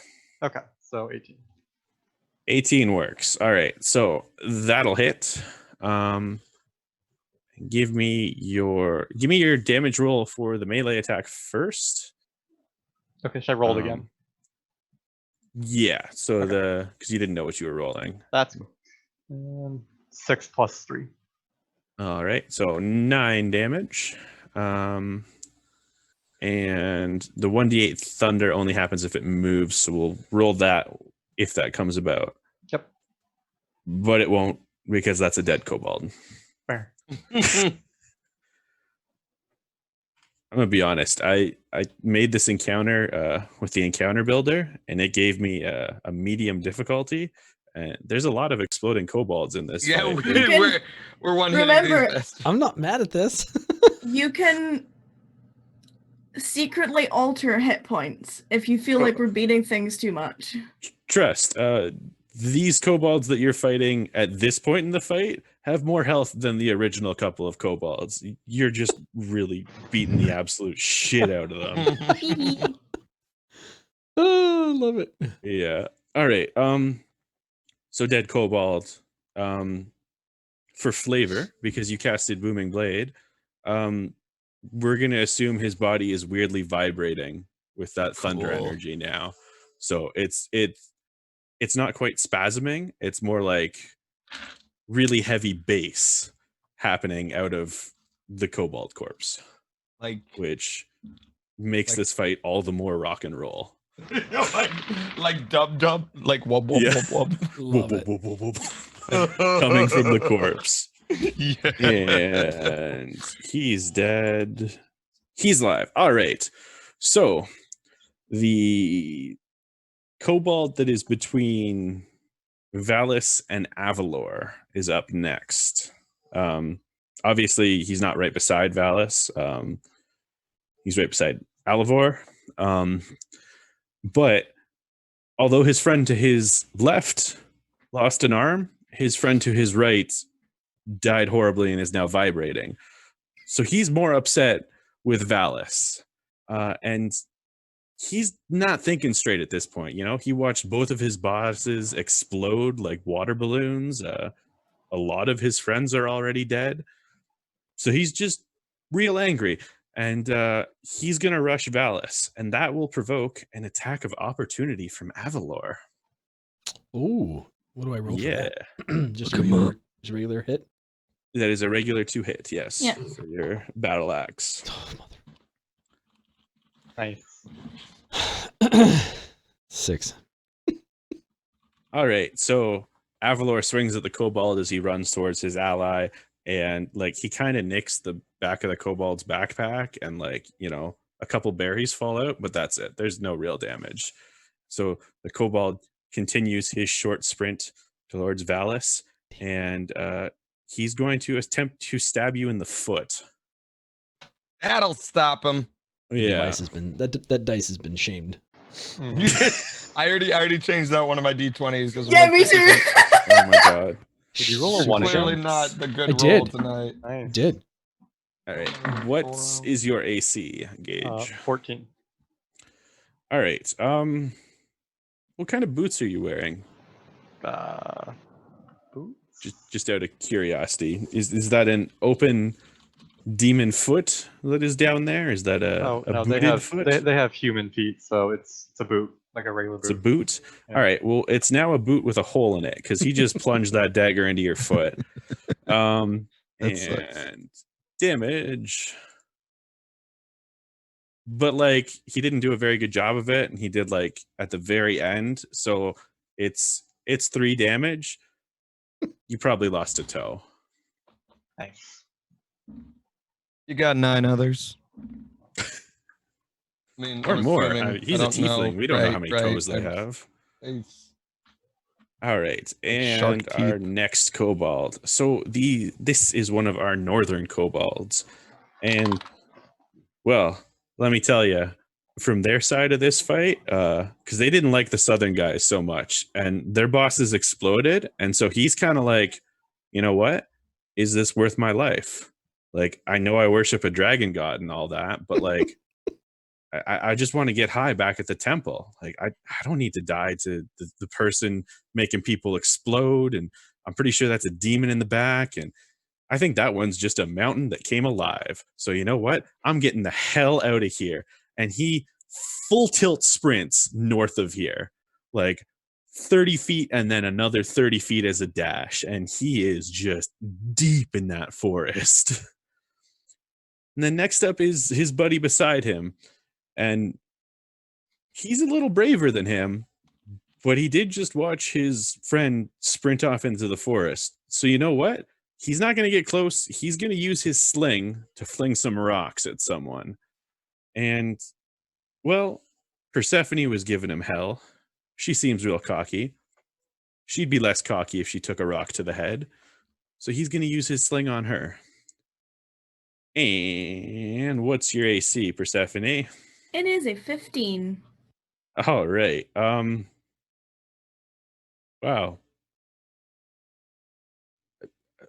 Gage, you're using the Google Dice Roller, right? Yeah. Have you seen any of the middle numbers yet? These have just all been really good or really bad. Oh, for me or for something? Yeah. I'm curious if this thing is rigged or not. Anyway, Yeah. so yeah, he was real cocky about hitting you in the head with that rock, but yeah, no. Just like, you know, he's up here and you're down here. The rock went over here. Like, just utterly useless with that sling. He doesn't know what he's doing. Where did that cockiness come from? No. No. Bless his heart. And that winged kobold is exploded, so it's back to Alivor. All right, so at this point, Alivar's more than mildly annoyed that he got stabbed in the leg by this little bastard that he had pinned down with his shield. So he is going to attempt to cleave him down the middle so that there's a nice clean break between left and right. All right. God damn. Is this a reckless attack or regular? Oh, it is absolutely reckless. He is pissed. We're not quite on barbarian rage, but he is pissed. And we rolled a 16 plus 5, so 21. Get advantage to roll another one. I do, but I don't want to roll the one that's shamed. So blue d20, it's up to you. Anyway. Yeah, blue d20 is up to you. So 17, so this is 22. It's the second time you got one increase, like an it increase is. of one. So this kobold, he was missing an arm, but it doesn't really matter when you've been cut neatly in half. I didn't roll for damage. He only had 1 health left. So he's dead no matter what. So he's dead. Like no, you could have spit on him and he would have died. There was literally no possible way for him to survive that. And then anything else? Alivor's just going to take a look at he's going to take a look at Jix, who came rushing over and say, "This one's all right now." He's all right now.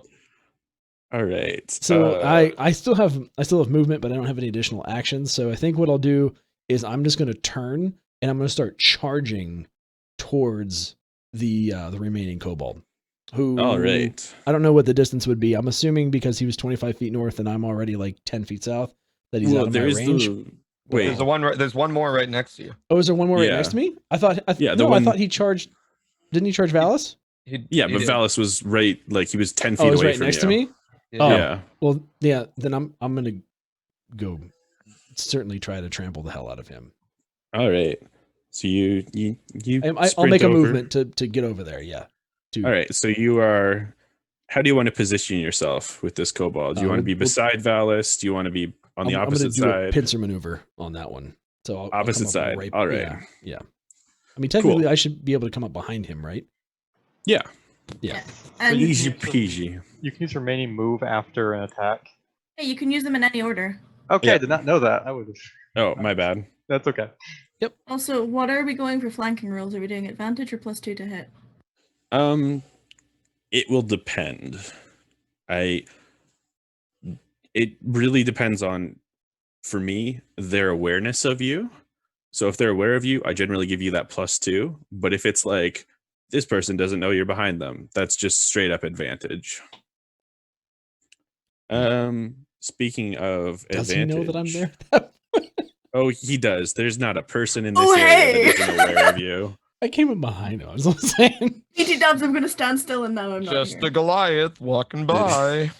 The Drax thing, and it's like I've been able to stand so perfectly still that you can't see me. You can't see me as I'm eating. Like I pull out a snack and start eating. Yeah, some of the rabbit from last night. All right, Persephone, you are up next. Yep, and one of them's running, and we don't want that to happen. So 21 to hit the one that's running. My spell has 120 foot range. He's still within range. Yes, there are some trees between you and him. It's very. OP. That's not fair. Poor guy. I'm gonna give you disadvantage on that roll. Okay, so are we using covered or not? Because cover is a +2 to his AC. There's actual cover rules. Yeah, there are cover rules. If you're Okay. in quarter cover, it's certain. If you're in half covered or full cover, it goes up depending on how much cover you have. All right, let's say half cover. What's that? +2 plus, I think. It doesn't matter. I play fast. Yeah, I rolled a 21, so. Yeah. I mean, like if it was like +5 or something, he might be okay. But yeah, damage. Half covered was +2, 3/4 covered is +5. Okay. Yeah. So that hits. That's another water balloon. Oh boy. Damage. 7. Jesus, does she need us on this quest or like? I mean, as long as it's kobolds that only have this much health, like damn. So Tachyon, remember we said you'll find out what Hexblade does? This is part of it. Jesus Christ. This isn't even touching the surface, honey. It's just the Warlock part. This is Warlock. She's just like walking through the place and things are popping around her whenever she feels like it. So you said how much? I did 7 damage on it. Oh, damn. Okay, yeah. Like that poor guy is just like, I just want to go home. I want to smoke some weed, pray to my dragon god. Ah! As he's sprinting full tilt, he's like, I've made it, guys. Like They're so far behind me. They were 85 feet behind. He was 85 feet away. It's all right. You threw a football and blew him up. Eldritch Blast. It's like a dart of dark purple, horrible, like arcade energy that just shoots Tom from Brady. my finger break. Okay. All right. Hey, I basically finger gunned him to death. Yeah. All right. Anything else you want to do with your turn other than exploding kobolds? She's just again being like, "You want some?" to the other one. We have 2 left, right? Yeah. So I'm assuming the northern one. Yeah, the one that tried to hit her in the head with a rock. Nice. I was surprised you didn't murder him, but I guess you wanted to get the one that was running. Yeah, he was still in range. Pew pew. All right, lizard friend, you got a kobold nearish you, and you got a kobold not so nearish. Yeah. Actually, a little disappointed that the one I came to attack is now in 2 pieces. Like I ran all the way over there. And 3 pieces, technically. 3 pieces. That's right. There's an arm over there, and then there's the left side of him here, and the right side of him over there. Yep. So I have a feeling that Alivor has got this. I'm gonna go. I mean, Persephone does too, but by the time I get anywhere, do I even need to? I kind of want to just sit down and start drinking at this point. I mean, if you know want what? Like that would Jimothy be is still entrapped in I claws. was just thinking that maybe I should go help Jimothy out now. That like He's been screaming this entire time, like And one he just, like- uninterrupted scream. I shouldn't laugh, but I can't stop. I can just picture him with his little feet wiggling in the claws. I can't do the scream again because people are sleeping here now. But yeah, you heard it before. You know what's going on. Oh my god.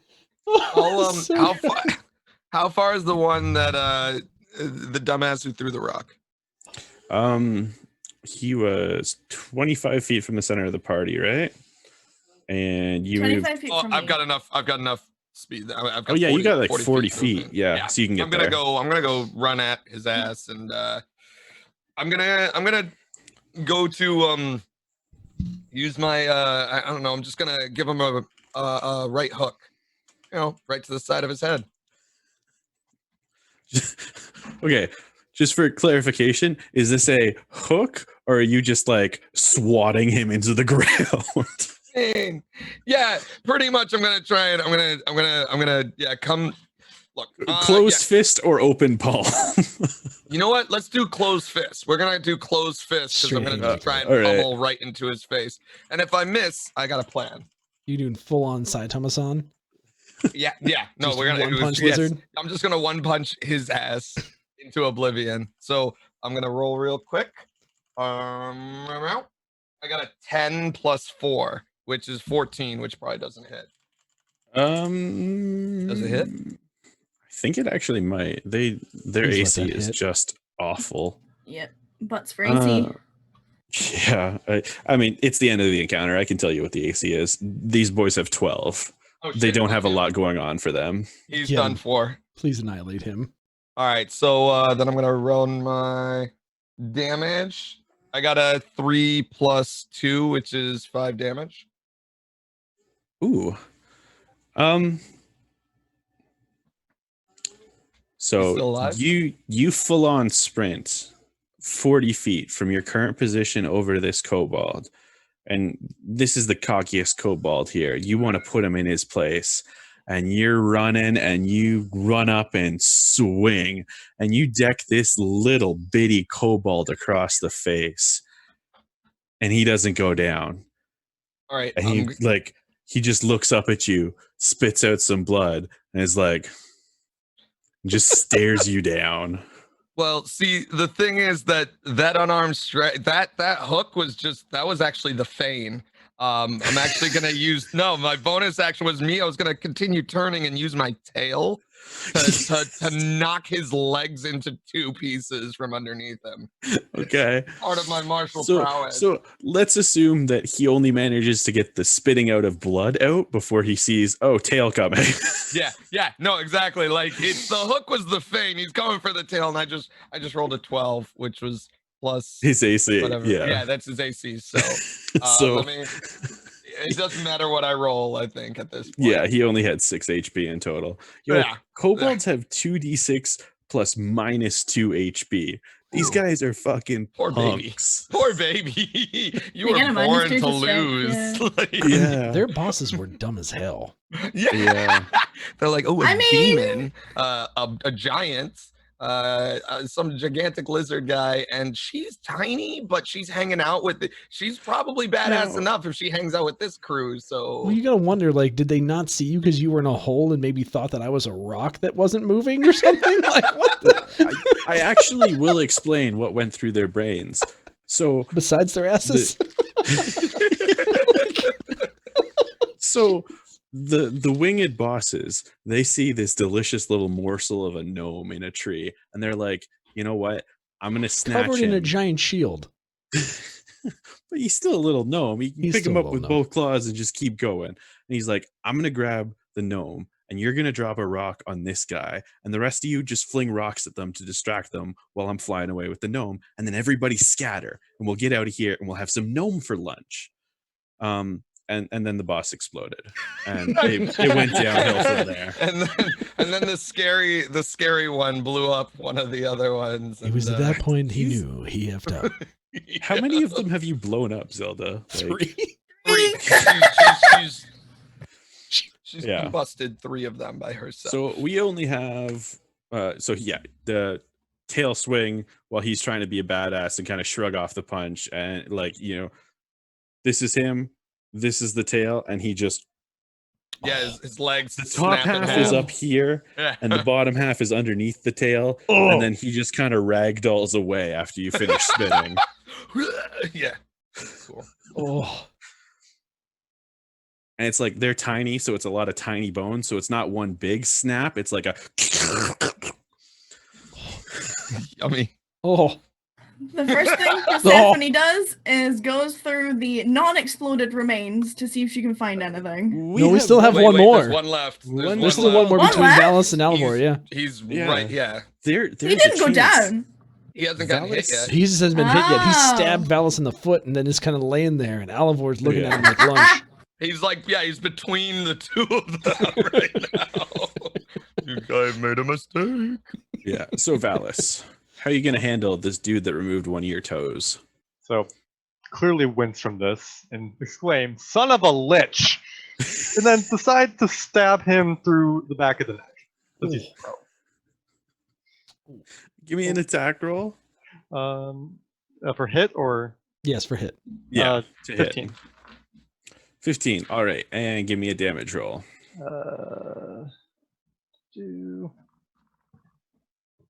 Looks like 7. All right. So you're upset. It wasn't your favorite toe, but you were quite attached to it, and you're not anymore. I know. So you grab this shitty little kobold with one hand, and you jam that rapier through the back of his head, and you're gonna be a little grossed out by this, but the rapier pokes out one of his eyeballs, and it's out and it's dangling, and now your sword is stuck inside the skull of this dead kobold, and there's an eye just kind of rolling around half out the socket, and it's just gross. But that's a dead kobold. Nalavor's going to see this in front of him. He's going to go, "Well done, Wings." And with that, you have defeated the kobolds. Yay! And can I end this encounter? Is that? I guess I start eating one of them. Back out. All right. There's bits everywhere, so by all Waste not, means. want not. I mean, you're not using that toe anymore, Val. I'd like my toe to be reattached by the healer too. Yes. So how do people want to handle things now? You've got bits of kobold. You've got some still together kobolds. You've got Jimothy still screaming, by the way, trapped within those claws. What's up first? What's your priority? Persephone's looting. Let's get Jimothy out of the. All right. Avalor is also going to help Jimothy. Yeah, I think Jimothy would. Avalor's not really like loot driven, so I would say probably go help Jimothy. Oh, right, then if you're gonna help Jimothy, I'm gonna go pick up some pieces. He's your pet. You brought him. Yeah. You picked him up out of the damn church and brought him with us. All right, and Gage, what are you doing? Since my rapier is pretty stuck in this kobold right now, right? Yeah, you're gonna have to take a hot minute to get that out. Okay, I literally just tossed the kobold on the ground while muttering an infernal to myself, and hop over. I can understand what you say. So what do you say? Basically, just saying along the lines of how much I hate kobolds right now. That's about solid. And I take literally my boot off with my toe in there. Make sure I take it out, and I go over to Jimothy to hopefully get it reattached. All right. So Avalor is removing the claws around from Jimothy, who at this point, I think what I'm going to do is I would walk over and pick up the claw with him in it and bring him back to the group, and then undo the claw with him safely in the middle of us. Okay. And so a round is about 6 seconds, right? And 6 seconds. Yeah. So we went through, I believe that was 2 full rounds in total, right? Yep. Yeah. Okay. So including the time that he was screaming while he was being picked up and flown away, he's been screaming consistently for about 20 seconds.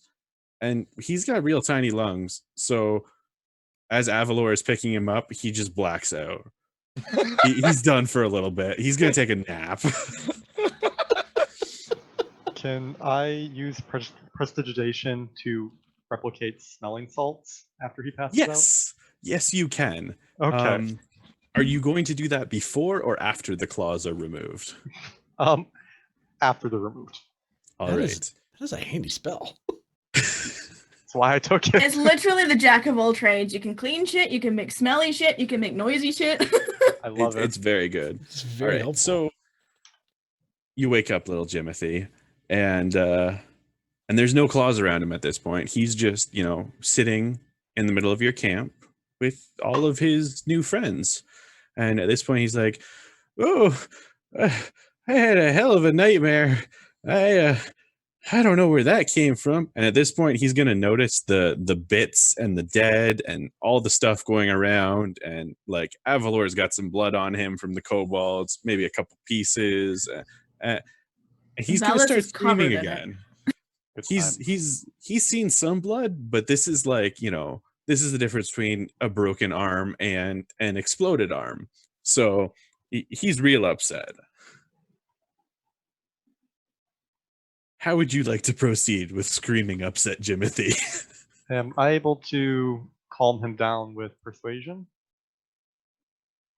I'm wondering if persuasion is the correct ability. Let me look at the list. I'm not sure what it would be.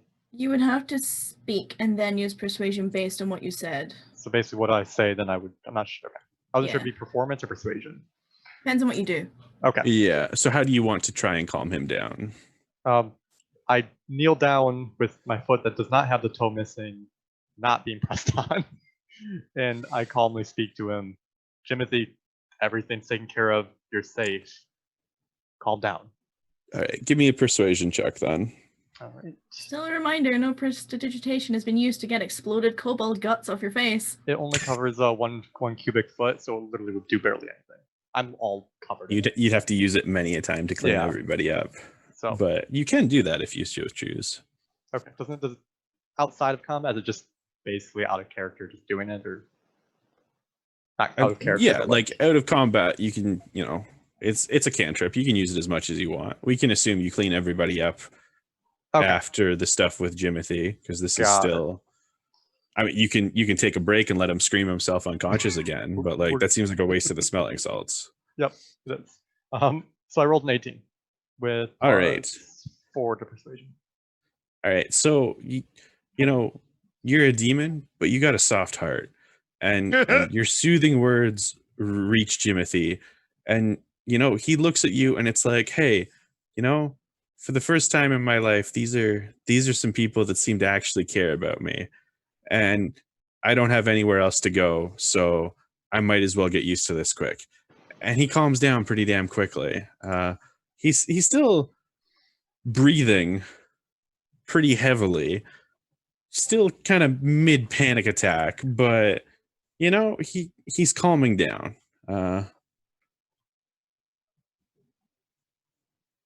Sorry, I'm just DMs. So yeah, how would you guys like to proceed now that Jimothy is calm? Gage, obviously you're going to ask him to reattach your toe. Yes. I would love a good heal. Yes. We do have exactly 3 hurt party members, and he can do 3 heals per day. Is that how you would like to allocate those heals? I'll take a heal. I mean, I wouldn't be mad at it. Yeah, I'm all for it. I'm just eating away at these little kobolds, or like picking up pieces. The rabbit wasn't enough for me last night.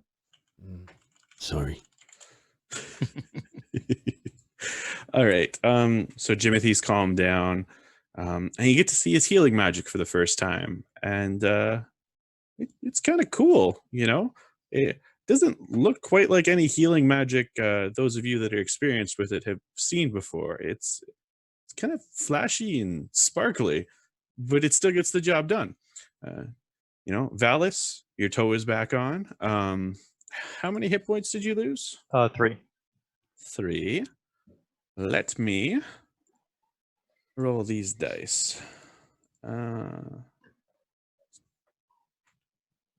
Sorry, I still haven't made his character sheet, so I gotta grab the spell again.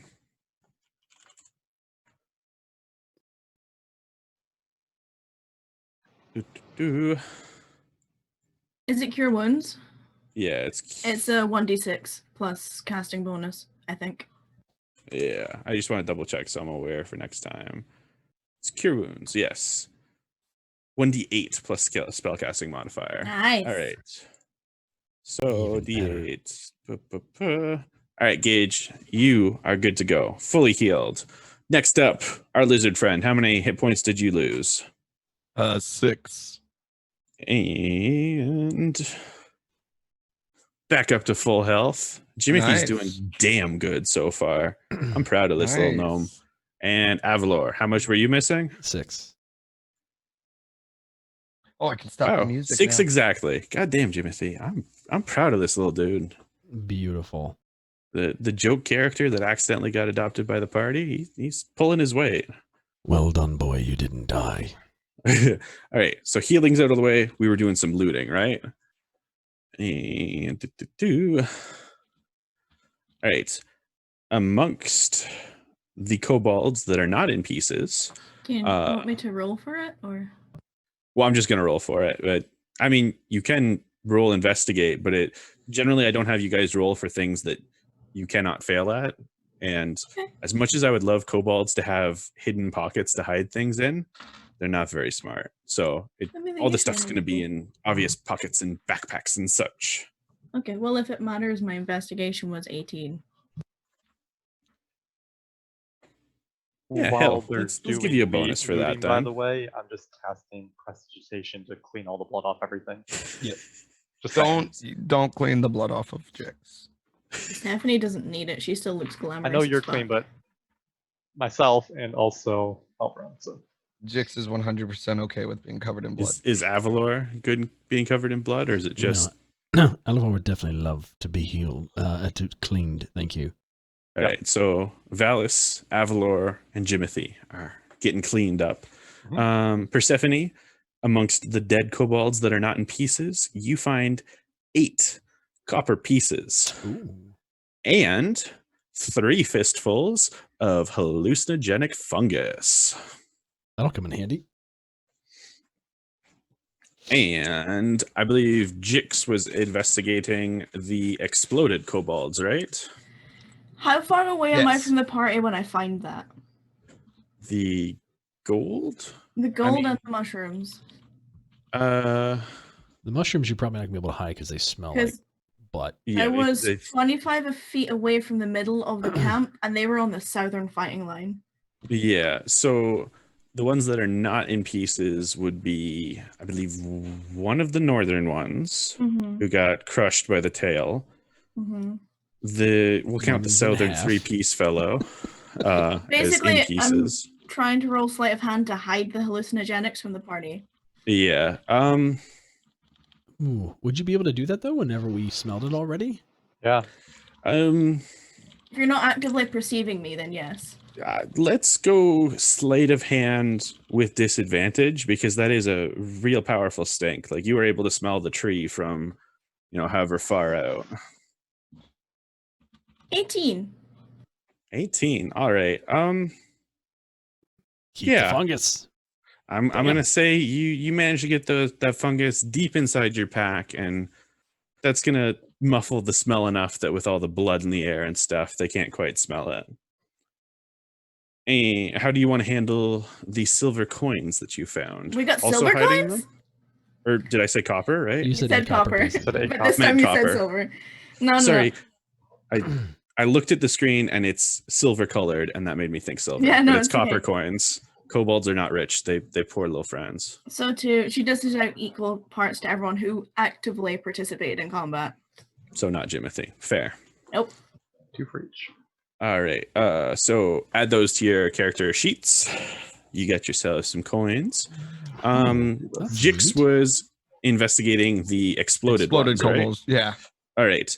So the one that's in pieces by night, he did not have anything on him that was not destroyed by that attack.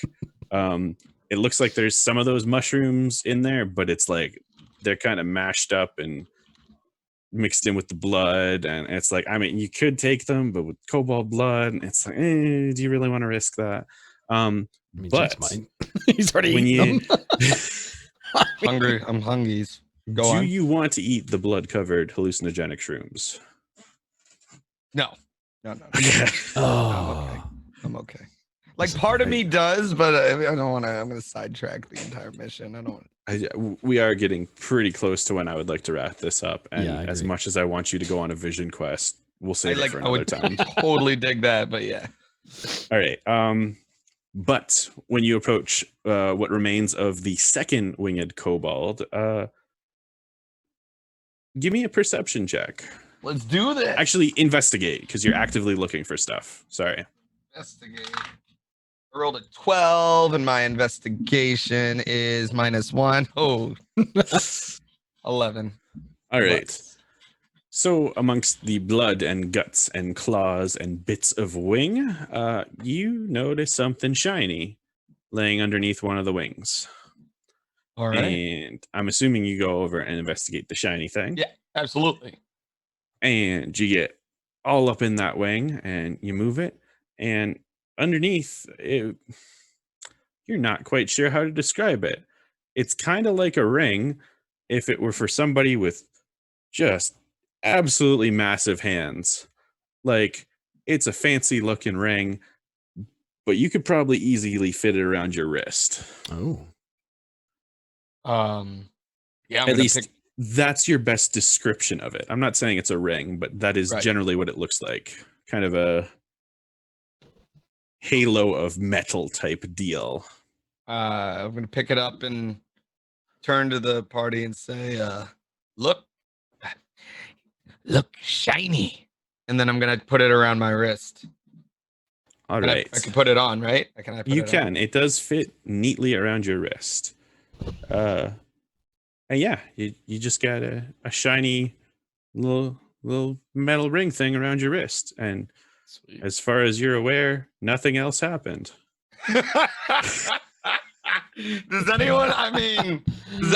I'm kidding. Nothing actually happens. Oh, okay. Yeah. No, I would have made you roll if something actually happened. Is it worth anything?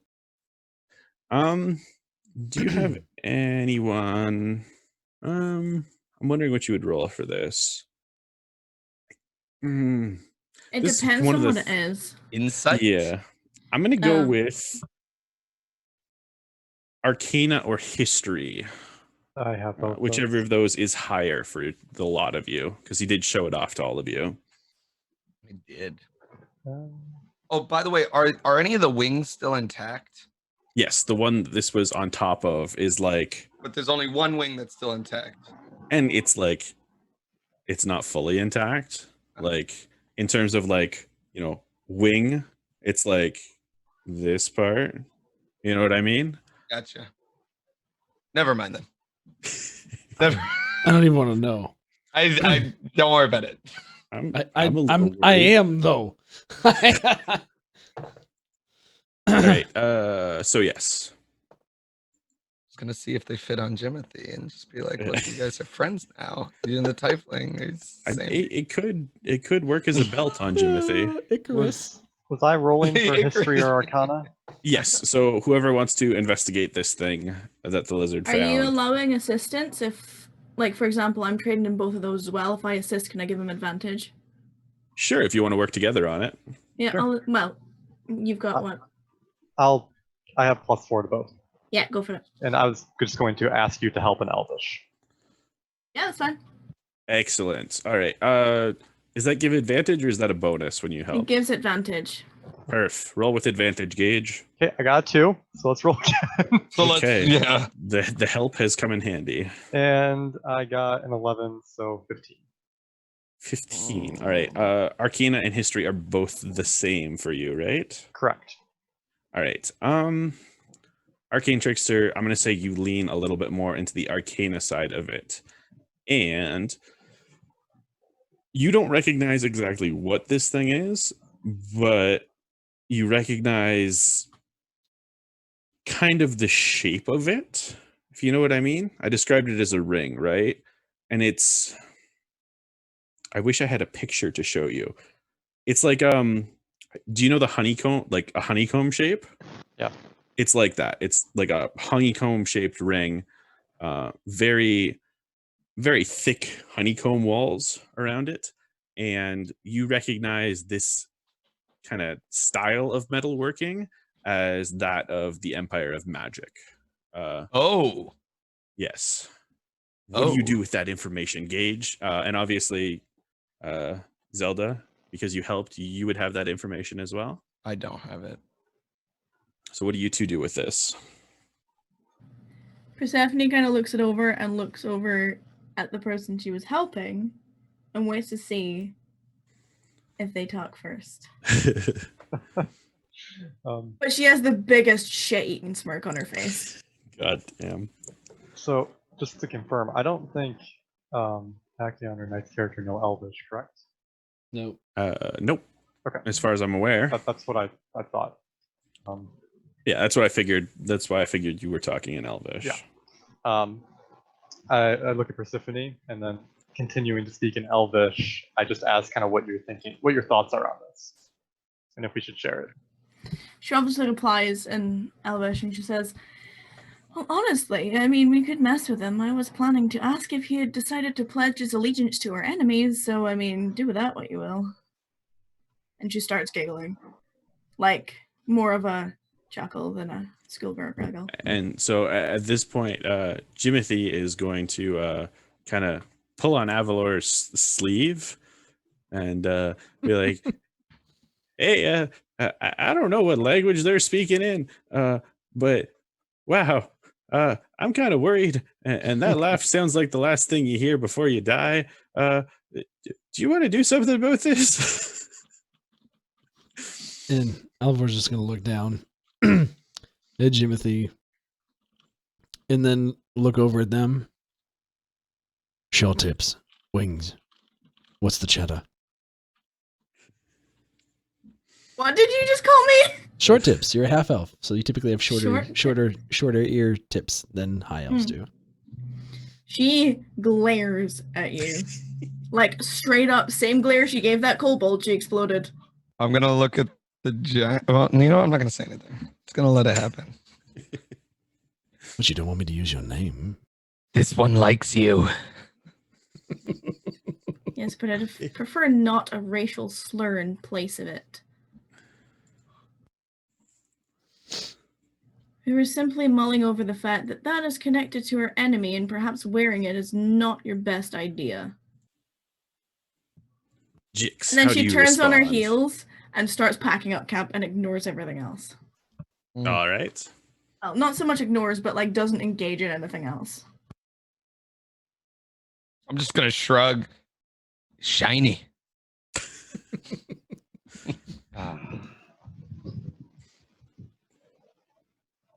Anybody else got anything for this? I just let Jix do as he pleases, but I do give a slight disapproving look and then just turn. All right, Avalor, anything? No, I mean at this point we're not enough of a party to where I think he would feel the need to like figure out what that look was. Other than like, okay, you know, like he's trying to do his best to respect the fact she didn't want him to use her name, and so he's calling everybody else basically by descriptive things. So it wasn't something that he meant racially. It was just something that he meant like it's a descriptor.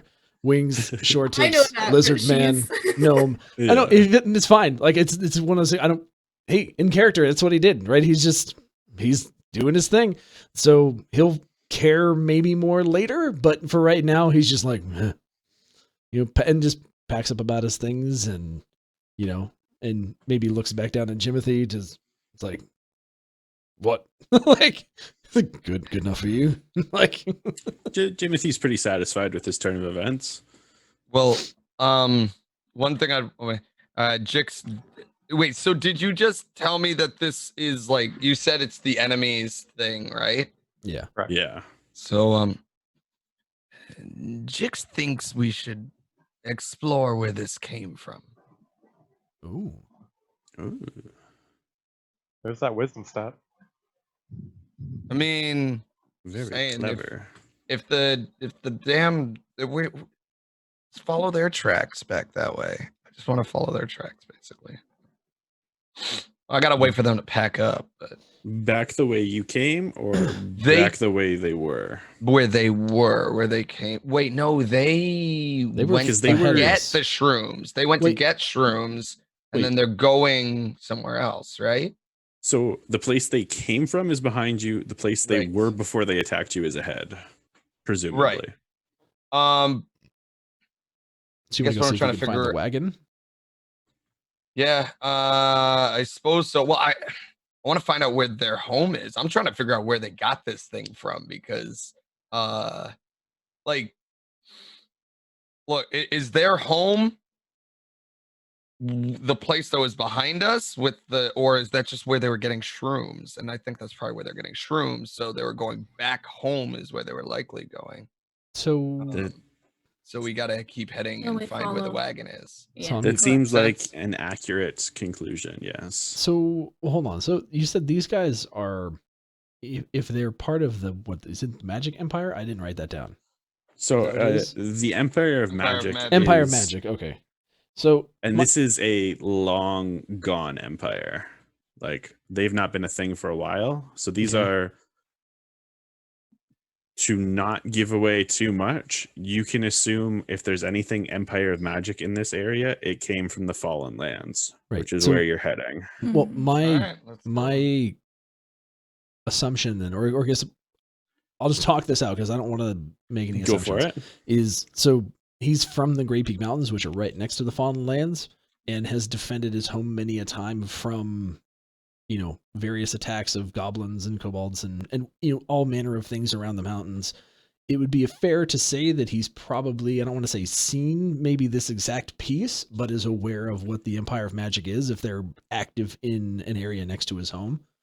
So the Empire is not active at this point. Okay. They are, without getting deep into the Forgotten Realms lore, some shit went down and there's none of them left. It's just ruins and some leftover artifacts. So he wouldn't have any kind of knowledge about these types of things. You would have a passing familiarity with the kind of dead area that is the Fallen Lands. Fallen Lands, yes. Yeah. So okay. But you would not recognize this thing.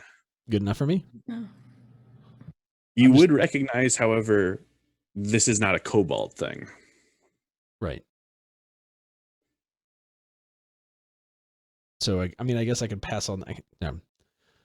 So, I don't know what that thing is, but I've fought many a kobold in the Grey Peak Mountains. I've never seen them carry that before. Certainly not kobold.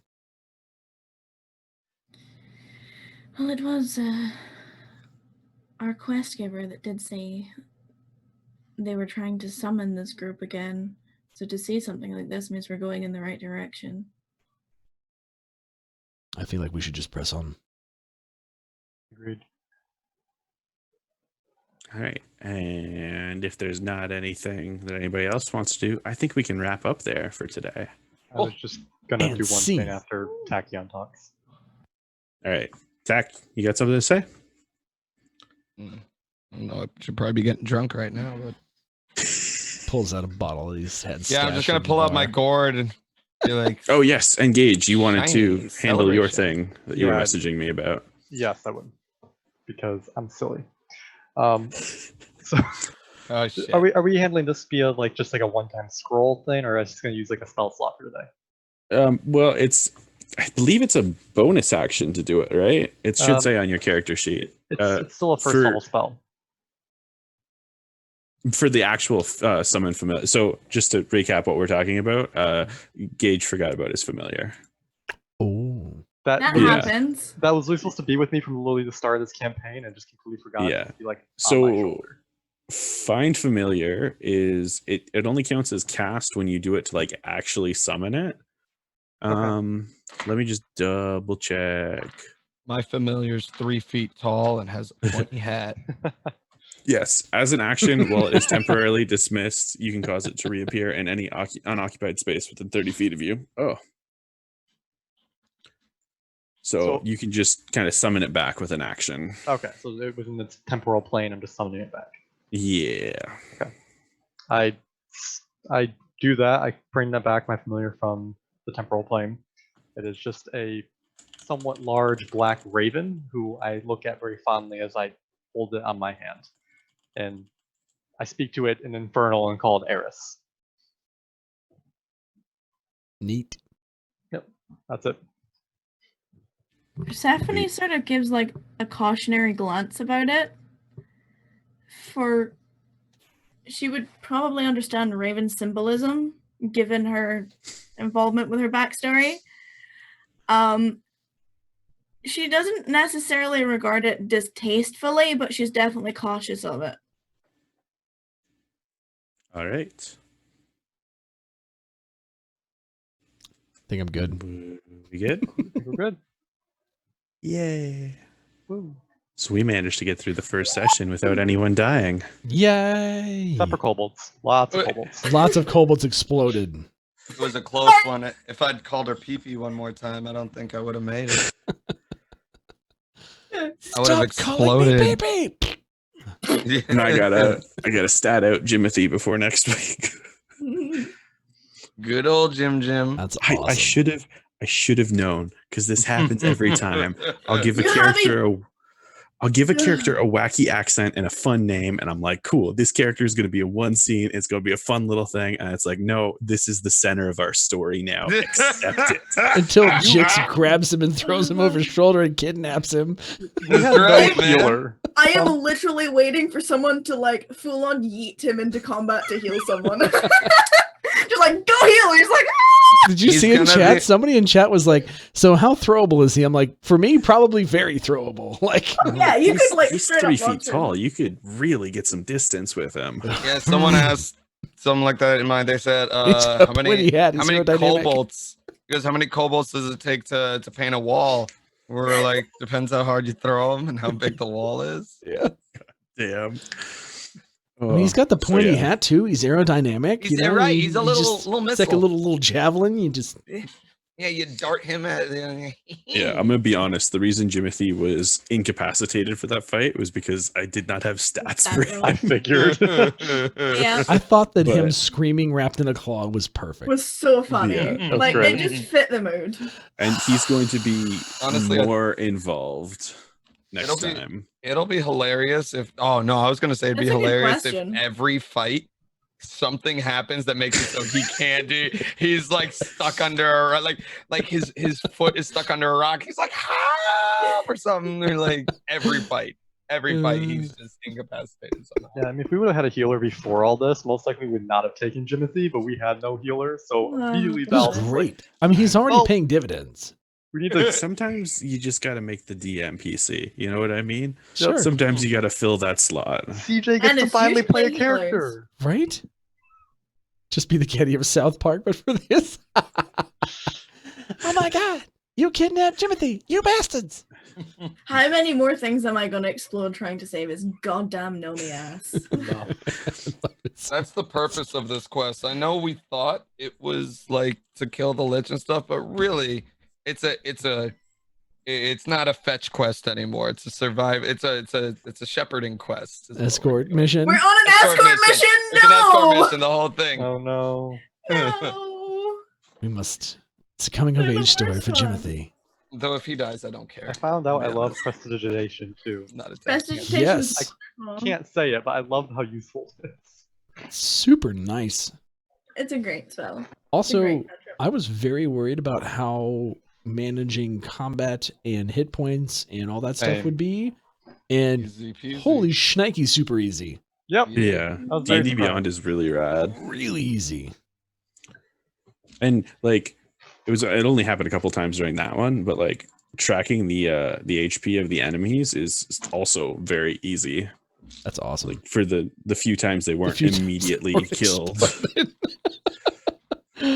When I think of my first time playing D&D, I loved it. That was a lot of fun. Like that was pretty fun. That was super fun. I'm excited for next Sunday. That was basically my first time playing D&D too. Like I did Pathfinder twice, but both times I really wouldn't consider like actually being to play. So considering really your roles on your character. That and also like the DM for one of them was honestly very, very poor, and then the other one I just literally didn't get to do anything. So this was fun. This is my third session in 42 hours, and it's currently almost 8 a.m. I know. Oh, we should call it. Yeah. Zelda now is exhausted. And... I'm actually feeling pretty good. I got some good spells out, so like we can apply the exhaustion status to Zelda. Yeah. Excuse me, no. I'm just gonna go ahead since Tacky, are you still streaming? Yes, I am. Yeah. So I'm just gonna say for me and my stream, guys, thank you so much for coming and hanging. I'm glad that you loved this. Thank you everybody that's new to the stream. And thank you guys for being active in chat and having fun along with us. Like it's literally one of the coolest things to see you guys being happy and reacting in chat to what we're doing. This will be up on YouTube at some point, and we'll see if I can add audio maybe in clips to some sort of podcast area. So we'll try for both of those things over time as we go through, and yeah, we'll be back next Sunday, 10 p.m. Eastern, hopefully starting at actually 10 p.m. Eastern, because we won't have to do all the stuff we did today before stream. So yay! Yay! Yeah, indeed. That's it for me. Good night, everybody.